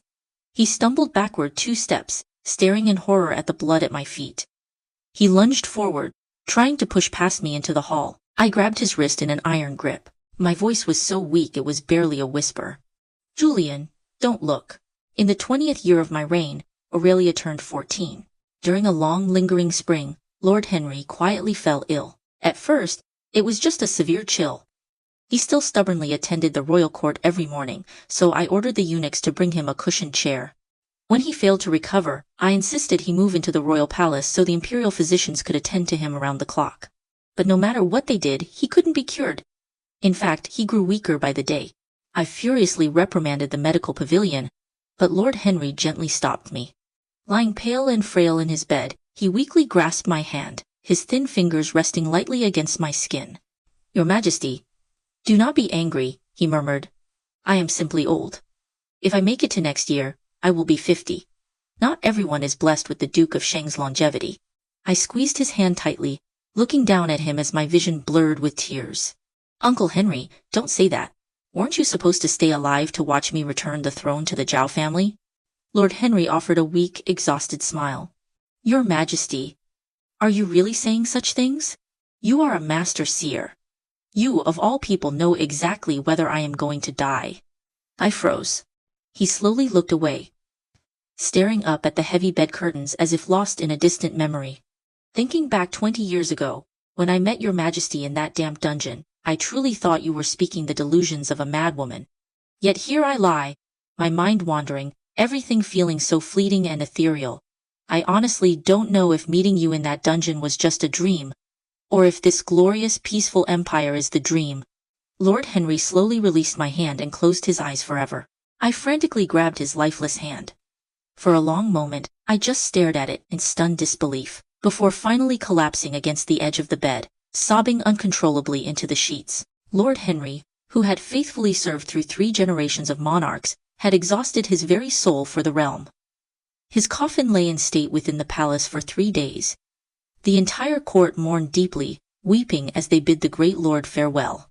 After 20 long years I stepped foot into the East Palace once again to visit an old ghost. The courtyard was choked with overgrown weeds. The doors and windows were rotting, the water vats shattered, and thick spiderwebs hung from the decaying eaves. An old servant led me to his ruined room. The servant tossed a chip bowl inside first to draw him out. A moment later, a skeletal, agonizingly thin hand clawed its way onto the windowsill. Edward slowly poked his head out. His hair was a filthy, matted mess, his face so gaunt he was practically unrecognizable. The only thing that confirmed his identity was the heavy gold phoenix hairpin still clutched tightly in his bony grip. He was horrifyingly thin. He looked at me with empty eyes, showing no signs of recognition. He opened his mouth and croaked a single word. Eat. He wanted food. The old servant whispered that despite Edward's pathetic appearance, his constitution was incredibly stubborn. Surviving on exactly 1 bowl of rice bran a day, he had stubbornly clung to life. Years ago, a greedy guard had tried to steal that priceless gold hairpin from him, only to be savagely beaten within an inch of his life by a deranged Edward. It is a relic of his late mother, I murmured. Naturally, he treasures it. I took 2 steps closer and gently waved my hand at him. I came to tell you that your Uncle Henry has passed away. I thought you should know. He maintained that same vacant, idiot stare. He opened his mouth and mumbled. Uncle. Your uncle loved you deeply, I said softly. All these years the only reason I kept you breathing was out of respect for him. But it is over now. You can finally go. Go on. Catch up to him in the afterlife and tell him you are sorry. I waved my hand dismissively. 7 or 8 burly eunuchs carrying a length of white silk stormed into his squalid room. Violent sounds of desperate thrashing and muffled screaming echoed from within. The official record would state, upon hearing the tragic news of Lord Henry's passing, the former Crown Prince Edward was overcome with insurmountable grief and hung himself in the East Palace. At dusk, 2 or 3 palace maids holding a lantern walked slowly down the stone steps, lighting the courtyard lamps one by one. Seeing me, they quickly set the lantern down and knelt to pay their respects. I hurried past them, making a direct line for the Changning Palace. The grand doors were tightly shut. Julian had sent word that he was ill and could not receive the emperor. I stood outside his door for a long time. Finally, I turned around, leaned my back heavily against the carved wood, and spoke softly into the quiet night. Julian, Lord Henry is gone. On his deathbed, he told me he was simply old. Do you realize? I am 39 years old now. I do not have another 10 years to waste fighting a cold war with you. I tilted my head back, looking up at the pale waning moon, and let out a long, heavy sigh. Yes, I killed your father. But he was the one who drove my mother to her death first. I have always drawn a clear line between my duties and my personal debts. I never once took my vengeance out on you. If you truly cannot bear to live in this palace anymore, I will let you go. Suddenly, the heavy doors opened inward. Losing my balance, I tumbled straight backward into Julian's arms. I looked up, meeting his intense gaze. He caught me by the waist with one arm, glaring down at me with eyes full of bitter resentment. Autumn Ming, what else do you want from me? Just say it. Back then you wanted my command token. Then you wanted the throne. Then the Northern Army's military power. Then my father's life. What else is left for you to take? Just say it. He started off with cold, biting anger, but his emotions rapidly spiraled out of control. Tears spilled from his eyes as his large frame began to shake uncontrollably. Biting his lip to hold back a sob, he pulled me into a crushing embrace, burying his face deep into the crook of my neck. His voice was muffled and incredibly fragile, choked with tears. Tell me, is there anything left in this world I can possibly give you? A dense, suffocating ache bloomed in my chest. I wrapped my arms tightly around him. Walk with me until the very end of this life. In the 30th year of my reign, I finally reached the day where my own oil lamp had burned down to its very last drop. I was always so incredibly tired. I constantly drifted off to sleep without meaning to, but I fought it. I didn't want to sleep. One moment, I was clearly in the middle of teaching Aurelia how to handle state affairs. The next moment I woke up, it was Julian sitting by my bed, gently wiping my face. Lying weakly against the pillows, I mustered just enough strength to turn my neck and rest my cheek against the warmth of his palm. Julian de Wall. I want to eat pastries. I want to sit inside a carriage with you and eat pastries. His fingers trembled slightly. He carefully set the bowl of bitter medicine down on the bedside table. Your Majesty, you cannot eat pastries right now. You have to drink your medicine so you can get better.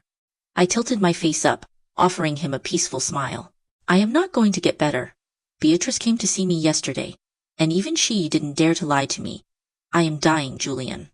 He looked down at me and slowly nodded. Yes, you are dying. Incredibly, he forced a smile too, even as tears poured freely down his cheeks. I reached out a trembling hand to wipe away his tears. Julian, Aurelia is 24 years old this year. Tell me, do you think she will make a good emperor? Julian caught my hand. He leaned in closer, pressing my frail palm firmly against his wet cheek. Every step you take, you calculate 10 steps ahead. Are you even trying to scheme your way through the afterlife now? He was so good to me. He truly was. He knew my arm was too exhausted to hold itself up, so he held it against his face for me. I caressed his cheek one last, lingering time before gently pulling my hand back and sinking deep into the pillows. Julian, Aurelia is about to become emperor. You are only 52. I originally wrote an edict demanding that you be buried alive with me in my tomb, but I don't want that anymore. I weakly reached my hand down, tapping lightly against the wooden frame of the bed. There is a hidden compartment in the side of the bed. It holds the imperial decree ordering your sacrifice. Take it out and burn it. Following my weak instructions, Julian opened the compartment and pulled out the scroll I had drafted months ago. He unrolled it and read every single word from top to bottom. Your Majesty.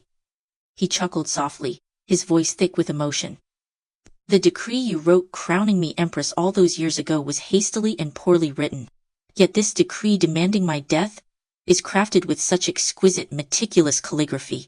I turned my head away, letting out a helpless laugh as 2 fresh tears slid from the corners of my eyes. I could have scribbled absolute nonsense on the Empress decree, and you still would have accepted it. But this one, if I didn't write it beautifully, I was terrified you would resent me in your final moments for being so unbelievably cruel and heartless. Julian slowly rolled the edict back up. Your Majesty has written far worse. Specifically, that pathetic, flattering letter begging for my return. He closed his eyes. With a tender, heartbroken smile playing on his lips, he recited the letter perfectly from memory, word by word. My husband, how could you possibly listen to the malicious rumors of others and allow such devastating misunderstanding to tear us apart? Since we parted at the city gates, I have thought of you every morning and every night. I have lost my appetite and cannot sleep. My spirit has withered entirely, not to mention the endless humiliations and cruelties Silas subjected me to. Every single thing I did was out of sheer, desperate necessity to survive. Now I have remained in the capital solely to secure your absolute power and sweep away every obstacle in your path. I pray for your swift return. He finished reciting the entire letter, then turned his head to look deeply into my eyes.